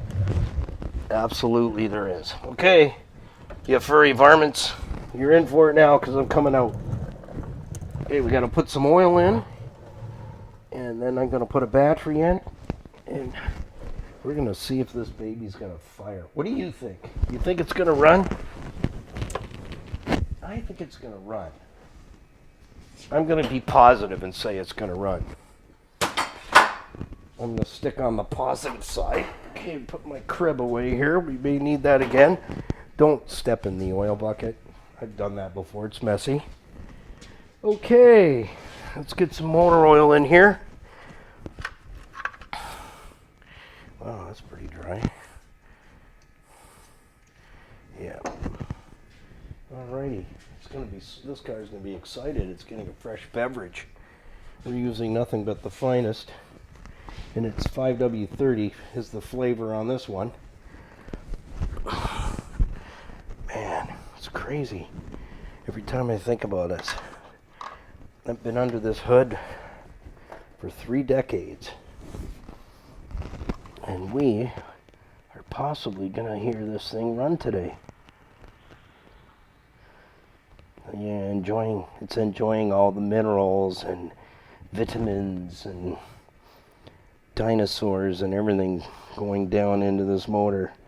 Have a good gulp. We need you to feel good. We're giving you your special flavor. 5W30. Yep, squeezed it myself this morning from the Earth's crust. Well, maybe not. Yeah. I'm excited. We'll see what happens. But I know I put brand new plugs in here. Brand new plug wires from AC Delco. I did everything to this thing. I mean, I really went through it. Big time. Fluids, filters, belts, hoses, hose clamps. New battery. Well, battery did not survive. I don't know why. They're just not making them last 3 decades. I don't know why. So I didn't buy a brand new battery. I got a battery that I think will at least help us to get an idea of what's going to run. How is it going to run? Take it from there. And we see how it goes. One step at a time. So the oil's in. Has anybody seen Skippy today? I wonder if he can rustle up one of those donuts with little chocolate sprinkles on it. Nice hot cup of coffee. That'd be nice. That'd be nice, but I don't think he's around. I think he's flown the coop.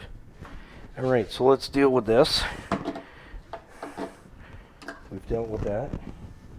Now we're going to, I'm going to get a battery not fastened in, but clamp it in here to the cables. Oh, they look not too bad, but we'll clean them up a little bit. You ever seen this? This is a side battery terminal cleaner thingy. Yeah. I'm really not a fan of the side battery terminal batteries. It's like, no. Can we have a top post battery? So the wire brush end has a hole in the center, so it goes through here, cleans this. I'll change these bolts later and put some new ones in. But I just want to make sure we've got a good positive connection. I probably have to use the battery charger to give us a little extra boost. And we'll put a little bit of fresh fuel in it.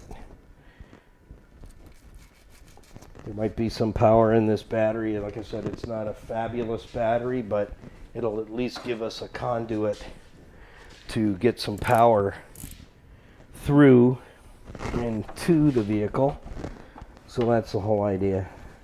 Like I said, once you know it runs, then you know where you're heading at that point. But until it runs, you really shouldn't put a lot of money into it until you know it does run. So let's get this up there. It's got a go handle on it, which helps. But I am not a fan of the side post battery.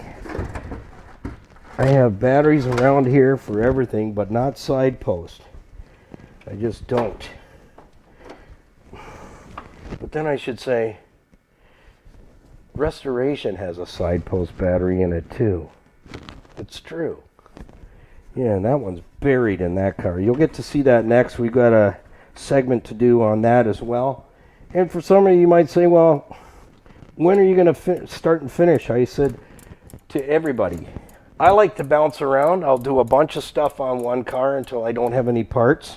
And then I'll jump on to another one that I have a series of parts so we can finish a bunch of things and get it done. You seen one of these? It's a side post battery terminal ratchet. Really cool.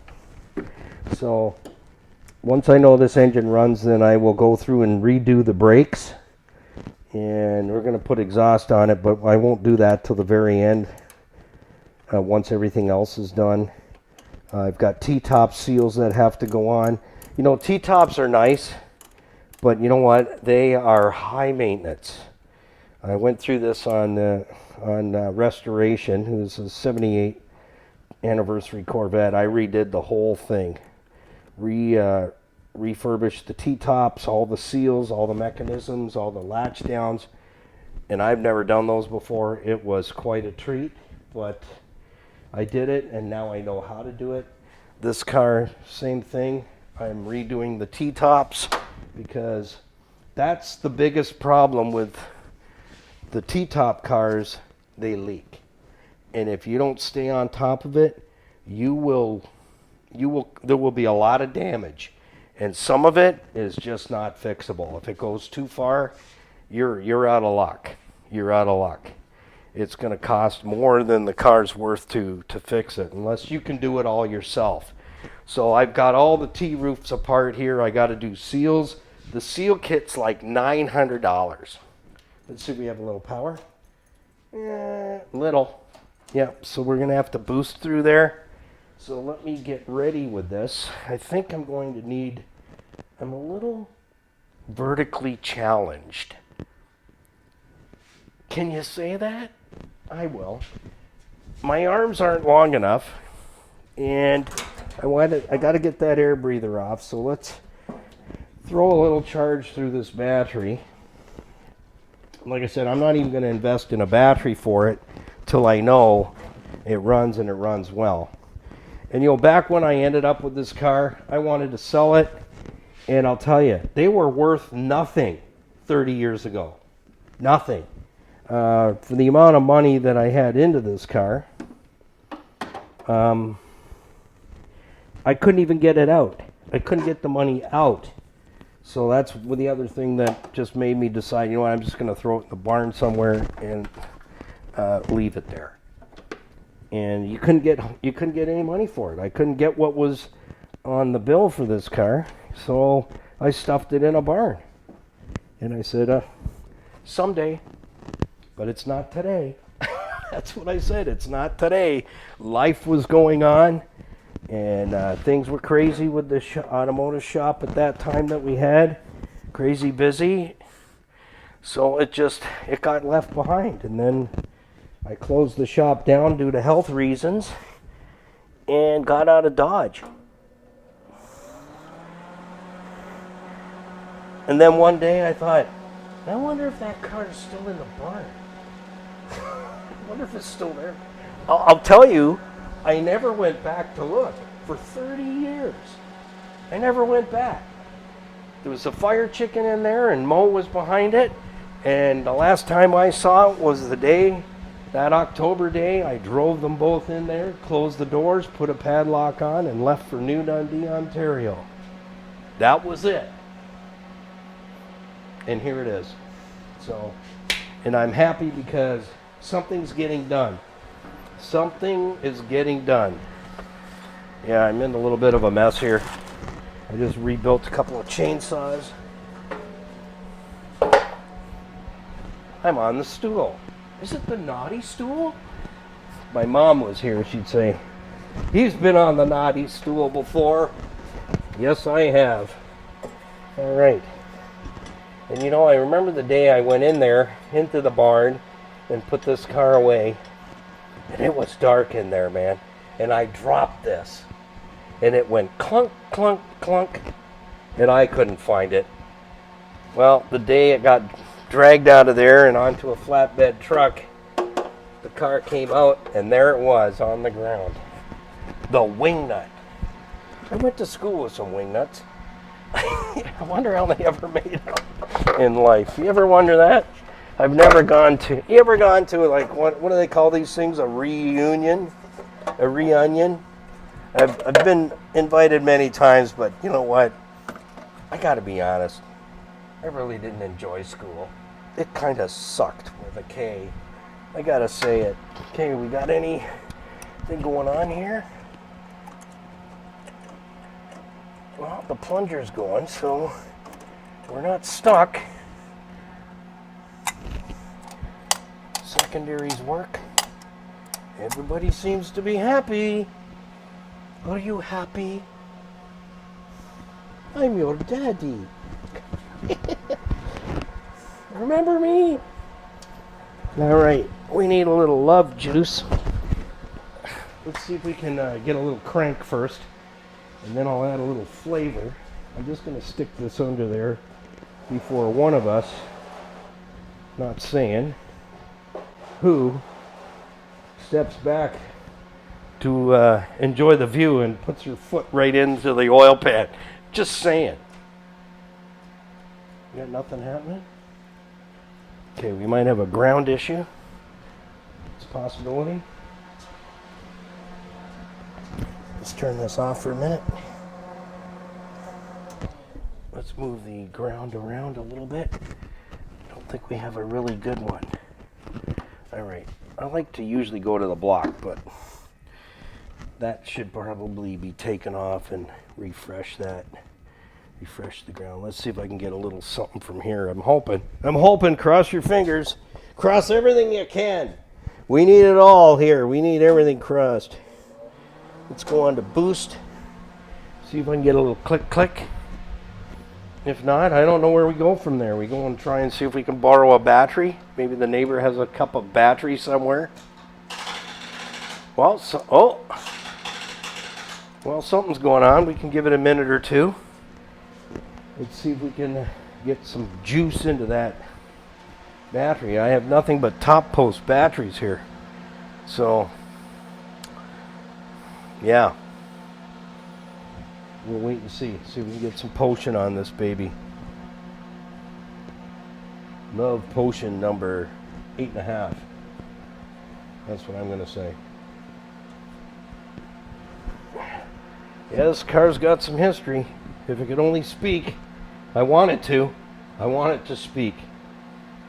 But I want to make sure we get some crankage. I did crank the engine by the crankshaft underneath, and it does turn. Turns pretty good, actually. Yeah. And the car's been inside. I did change the fuel pump out. It was leaking all over. So let's get a little bit of gasoline in there. I'll see if I can borrow can I borrow a cup of gas? I'll go over to the neighbor. Can I borrow a cup of gas? Probably say just that. Go. Alrighty then. Thanks for being neighborly. See if that works sometime. Go to your neighbor and say, can I borrow a cup of gas? Good luck. Always be neighborly. Neighbor. Who's your neighbor? There we go. Don't ask me about that. I don't know. Woodpecker? Where'd the key thing go? I don't know.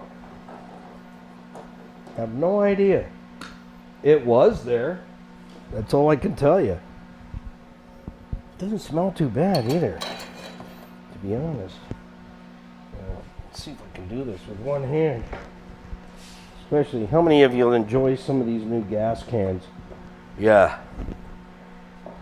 This one here, I fixed it with a pair of pliers, let me tell you. Yeah, it's a great concept, some of these new fuel cans.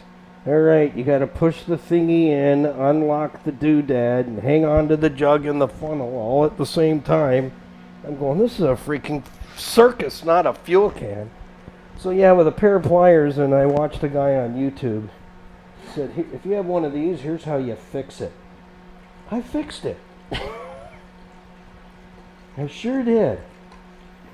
So let's give it a little bit of a fresh beverage and see what we come up with. Like I said, if you're working on something or you pick something up or you've put a vehicle away, I would never do this again. I just want to say that I would never just throw a vehicle somewhere and just leave it alone. I'm going to have to do a lot of extra work that it's unnecessarily required now because it sat so long. Everything that I did to it, all the brake work and everything, is all for naught. So I wouldn't recommend that to anyone. If you're putting a vehicle away, and even if you, in your mind's eye, you're saying, oh, it's only for a couple of months, no, it won't.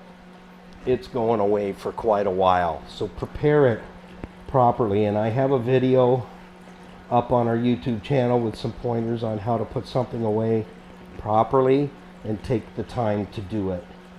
It's worth it. It is worth it. Like I said, I have cleaned this vehicle out. I had to. Before I even wanted it in the shop, I had to clean this car out. It had rats' nests.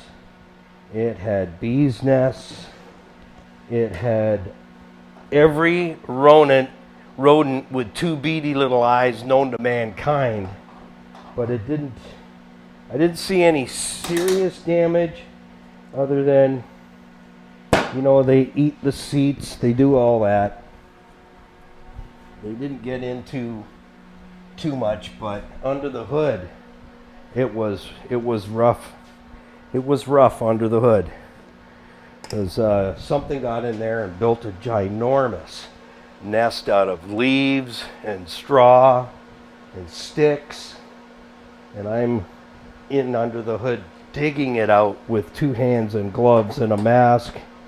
It was bad in the engine bay. It was really bad. So, again, if you're putting something away and your intentions are it's only going to be for a little while, here's what I would tell you. Prepare it that it's going to be put away for 30 years. Because maybe it is. You just don't know. When I drove this into the barn in Fisherville that day, that October day, I did not know, and I did not live here in this place, that it would be arriving here after 3 decades on the back of a flatbed truck. Let's see if we can get a little crankage. That battery might not give us what we need today.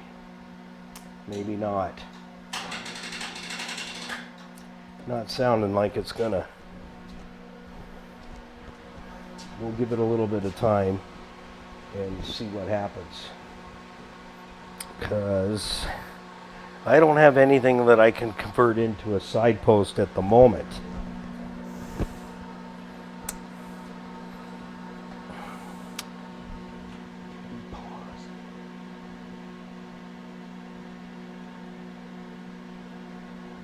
We're going to take a timeout, and I'm going to do some battery switcheroonie and see what I can come up with so we can get this thing cranking over. So don't go away. We'll see you right back here in the engine bay of this 1986, I want to say it's 86, 1986 Fire Chicken. We'll see you in just a few moments. Stay with us. Well, welcome back to the Car Connection Workshop and our continued engine build for the 97 TJ Wrangler, which is right here. And it's going to be called Black and Red, and you'll find out why when the Jeep is completely done. It's going to be interesting. You're going to get involved on that. Today, we've done the timing chain. Timing chain and gear set is in, and now we're finishing it off so I can close this motor up. But again, I'm your host of Car Connection, Niall Motormouth Jenkins, always in the driver's seat, fully licensed, qualified automotive technician on light truck and passenger vehicles, as well as highway trucks and motor coaches and big diesel stuff. But we're playing with a tiddly bit here. This is a wee engine. Oh, look at the wee engine there. Oh, it's so cute. Anyways, I have no history on this pre-owned engine, just that we found it through the Jeep network. The Jeep Owners Network found it, and I went and picked it up out in the Vaughan area in Toronto. But I found a little more history on this as I've been taking it apart and going through it, and I treat it as it's a brand new engine as I'm building it, because I don't want troubles after it's in. So before you do what I call a pick and drop, go through the engine you're putting in. Just as we were visiting with the fire chicken, and it fired up like a dream after 30 years. I put that motor in, and I know the history on it because I know who I bought it from. And a company I bought it from and bought pre-owned engines from, they pressure washed them. They verified the mileage. They did oil pressure tests. They did cylinder leak downs, and they ran those engines before they went on a skid and they came to the shop. This one, nothing. Absolutely nothing. So as I'm going through it and I'm building it up now and preparing this engine to go in one time, completely done, this engine has 125,000 K, which is not much, and I've been able to verify that from the inside of the engine. The piston skirts are clean as a whip. The bearings are clean. The inside of the engine's clean. And the only thing I did engine-wise was timing chain and gears. I sent the cylinder head out to a machine shop, a performance machine shop that has helped me out many years, and just let them go through it. And they've tidied it up, put valve seals in, reground the valves. So the head is in great shape. It's all ready to go on. But anyways, let's get into this. So here's what I've discovered. This engine, somebody was chasing a really bad oil leak. A really bad oil leak. And the reason I say that is we've ended up having to use the original pan that was on it. It had some scabies on it. And I ground them all off with a flapper wheel. And I checked it to make sure this pan doesn't leak. Because the pan that I did salvage off the original engine is not going to work with this oil pump. This has a much taller oil pump in. That's why this sump is so much bigger. And the pan is configured a little bit differently. So someone removed the oil pan on this block very, very recently. And I'm going to say probably just months before they parked it. And the fella that I bought the motor off of, he approached the Jeep. It was up in Wasaga Beach area, and he was on vacation with his family, and he was looking for a frame for his Jeep. And when he saw this Jeep sitting somewhere at somebody's house, he went to it and he checked the frame, and he's like, the frame is mint, but the Jeep was rotted out. It had rot. He said the body was done, but the frame, he showed me the frame, perfect. So that's where this motor was in that Jeep. So he got what he needed. He sold some other parts, and then we needed an engine, and that took 6 months to find one, and bam, we got it here. So here's what I know. They were chasing an oil leak, and the engine would have been in their Jeep. Now, because it has a really deep sump, that's where the oil goes down into. I got to wipe this out yet, but I didn't for a reason. The gasket is brand new. It's brand spanking new. In fact, I could reuse it, except it has not been put on right. Guys, do not install gaskets with RTV silicone underneath them. Because what tends to happen with oil is it gets under the gasket, and look at what it does. It's already starting to get soft and smooshy, and then the torque of the bolts in the pan will push. I'm not a betting man, but I would absolutely bet the first place this gasket is going to push out is either at the back here or at the front, because it's already given way.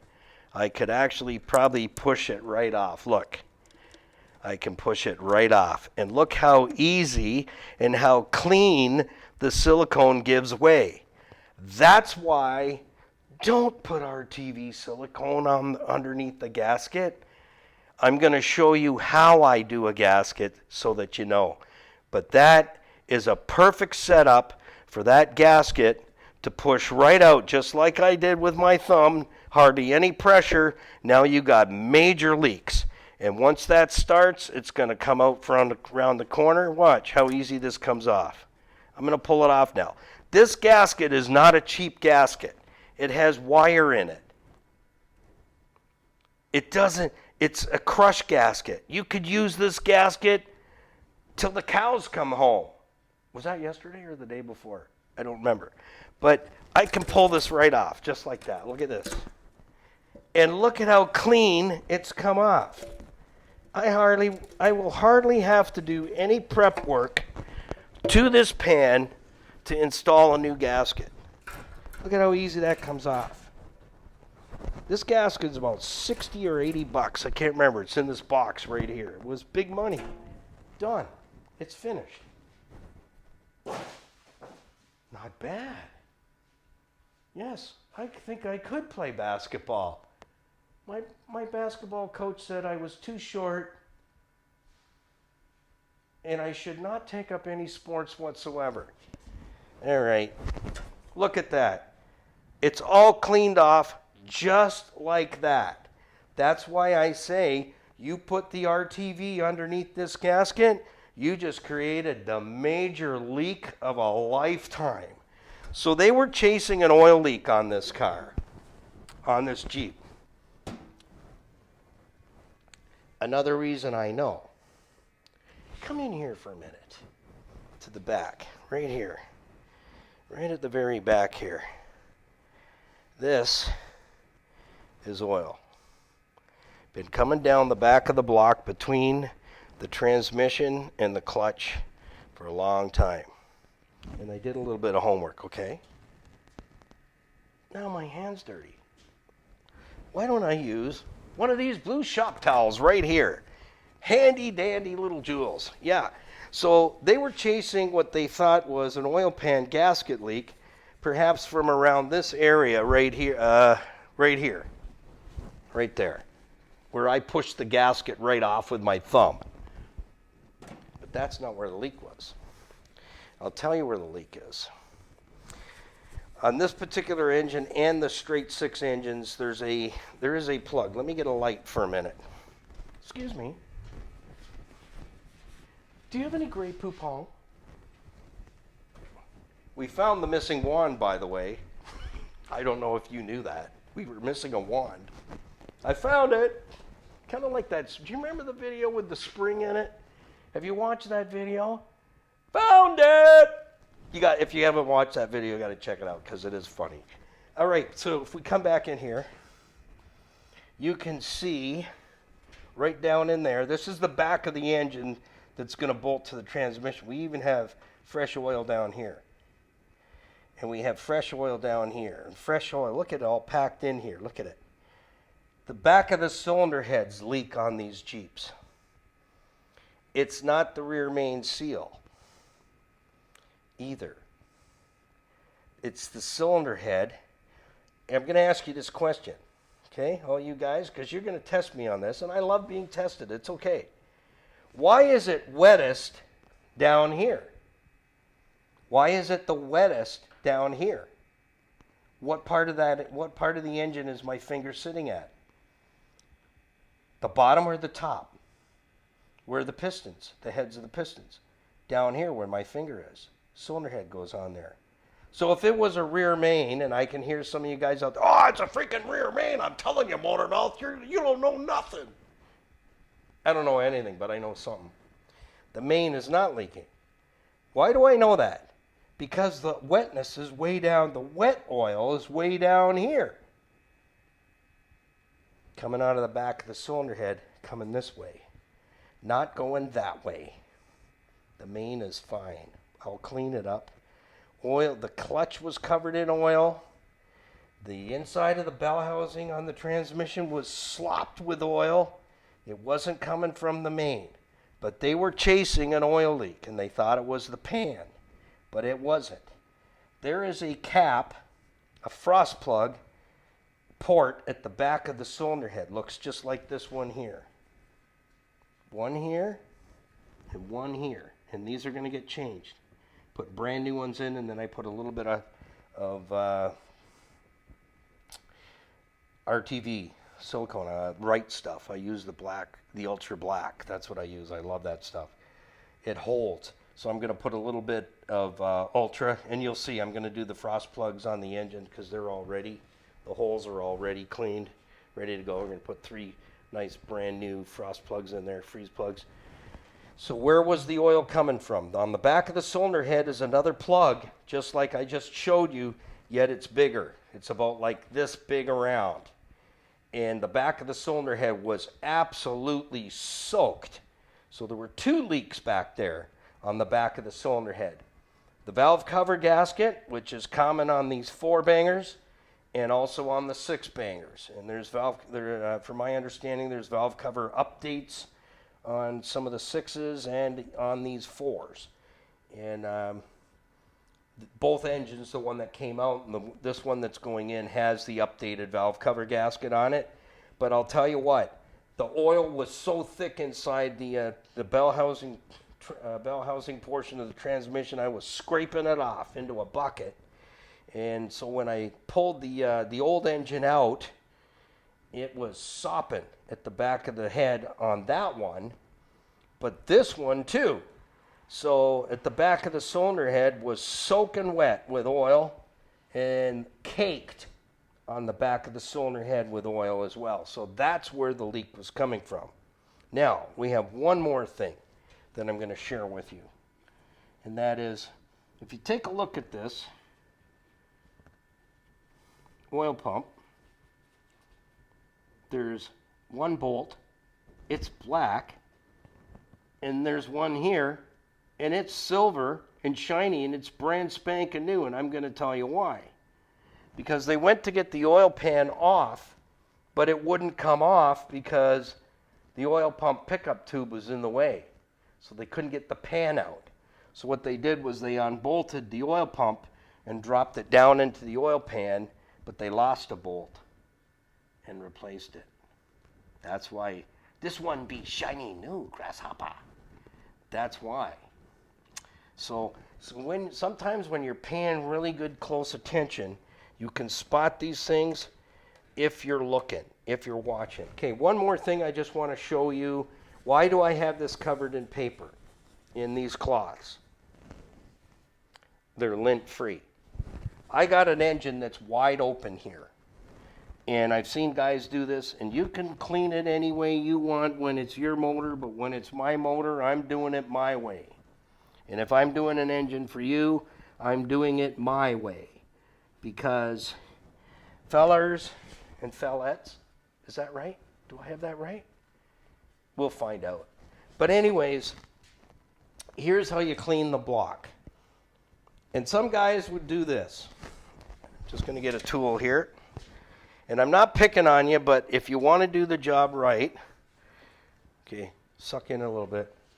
That's good. We'll take the whizzy wheel, and they'll just buzz down here all the way around, and you're shooting grit all inside the motor. Not a good idea, because all it takes is 1 grain of sand to damage a main bearing or a connecting rod bearing. No. There's a time and a place for this. No sandpaper. You do it with a razor blade. And as you clean the block, I put my hand towels there.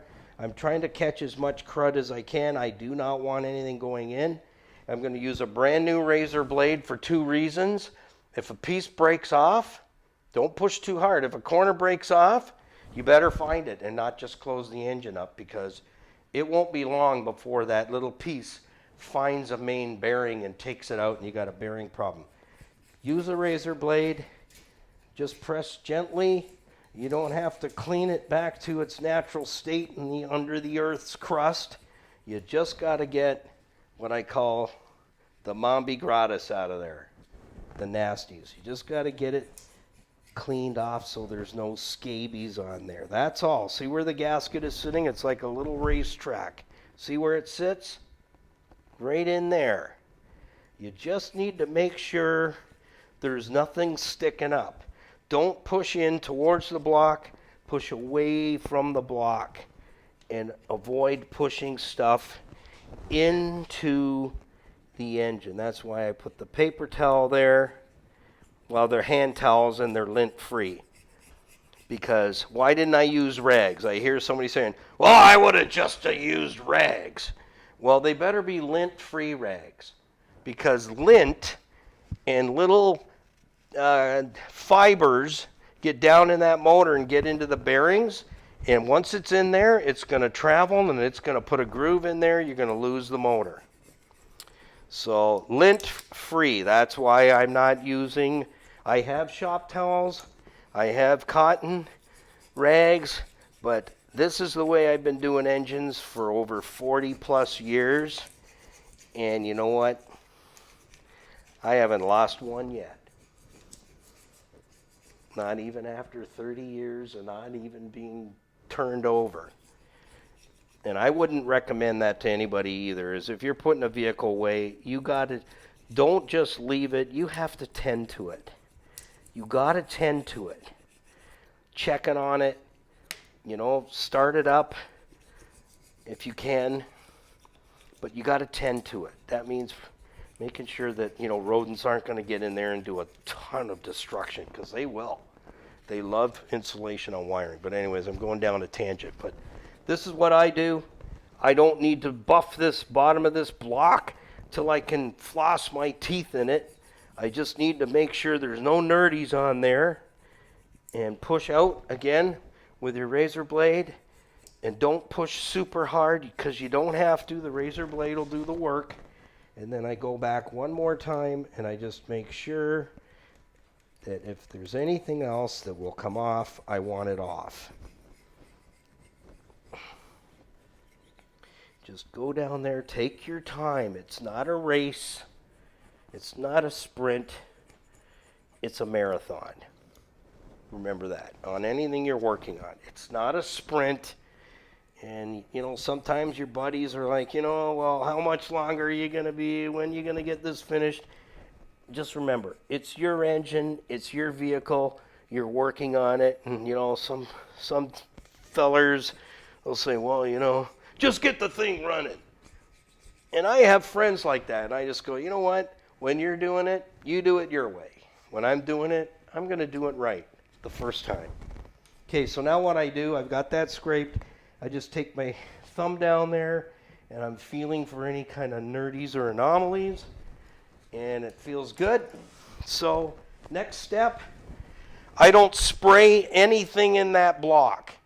So guys, if you're using brake parts cleaner, I won't even spray that inside. I don't want any chemicals inside the backside of my engine, period. I don't want any chemicals getting down into a main crankshaft bearing or a connecting rod bearing and end up destructing a motor that's healthy. So I put a little lacquer thinner on here, and this is a lint-free rag, and all I do is just wipe down the block. That's all I do. And then I follow with one of these blue sheets. I just wipe it down.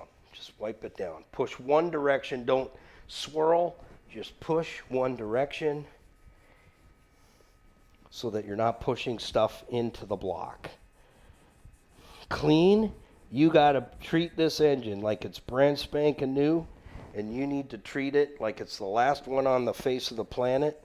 And I'll tell you, this 2.5, I think this is the last one on the face of the planet that's any good, because they do have their problems. But you know what?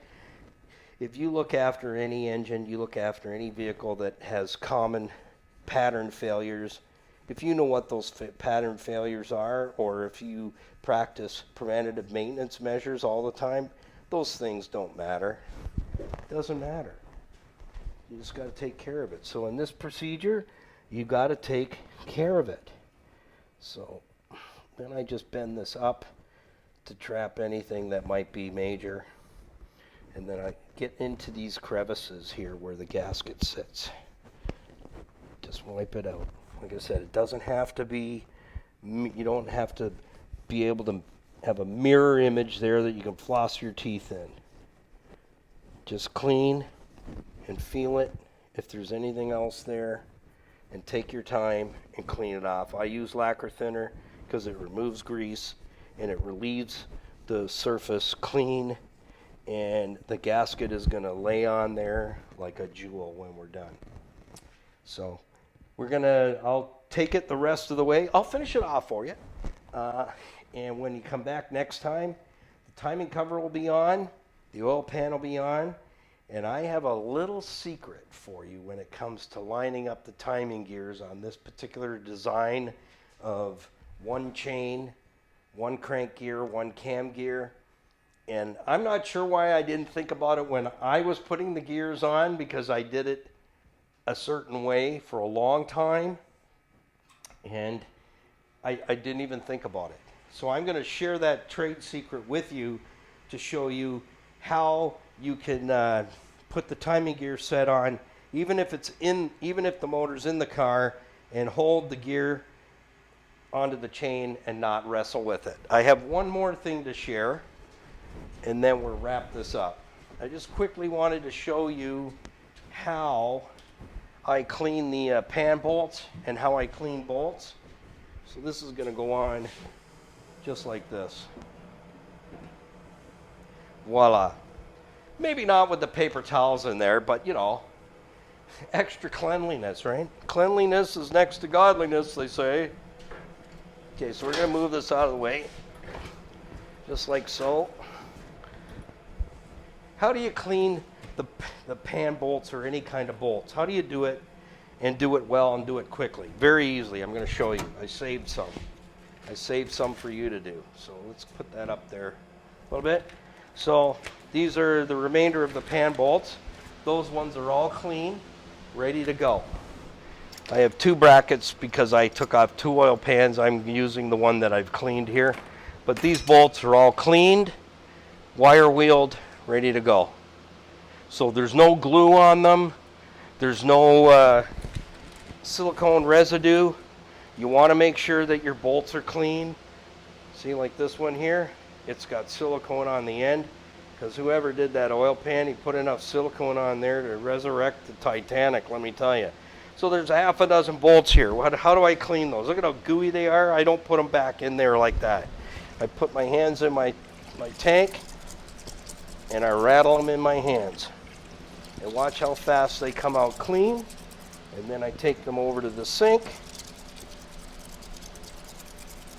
and I just give them a quick rinse. And you watch how fast that job is done for you. And I do that with all the bolts I'm working with. I quickly that's just, what a waste of money that is. That was a perfectly good gasket that could have been reused. So now I just take these, I shake them, and I bake them, and I serve them to my friends. A new, nice, light snack.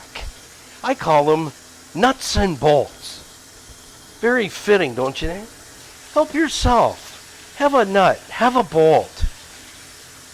Okay, so I just cook them in some hot water and my hand. Darn, that was hot. Okay, and now they're ready just to whiz on the whizzy wheel. So I'll show you an example of how that works. Just go that way. Okay, ready? Here's how we do it. And you'll say, well, that's dangerous, isn't it? You know what? I've been doing this stuff for so long, I can do it in my sleep. So I just take my bolts, I clean the heads off, I roll them around, I do all bolts exactly the same way. Then I turn it around, I clean the knife off the head of the bolt. And the reason I do this is, look at all the crud in those threads.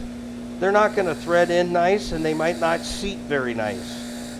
And that can cause a leaker. And when that engine's in, I don't know about you, but I don't want to be dealing with leaks after it goes in. That's a clean bolt. All the way down the threads, there's no residue from glue and stuff. Well, there's a little something there. Let me fix that. There we go. That bolt is ready to go in. That's the name of that tune. You can do a whole bucket full of them in a matter of minutes. So when you come back next time, the pan will be on, timing cover will be on, and we'll be moving next on to installing the cylinder head. And how do we do that, and how do we follow the instructions? Because when it comes to torquing bolts and installing components like cylinder heads and your rockers and push rods and all that stuff that makes the engine run, you want to take your time, you want to do it right, you want to do it well, and you don't want to miss a single step. Because when you do, it can be absolutely catastrophic. So till next time, like, share, follow, give us a thumbs up, leave a comment, and ring that notification bell on our YouTube channel, Niall Jenkins, and you'll be notified of our next video going up. And we're going to continue to build this 97 Jeep TJ Wrangler 2.5 power tech engine just for you, to show you how it's done and how it's done well. So thanks for joining us. Keep it under 100 and put the coffee on, because we're coming to your house.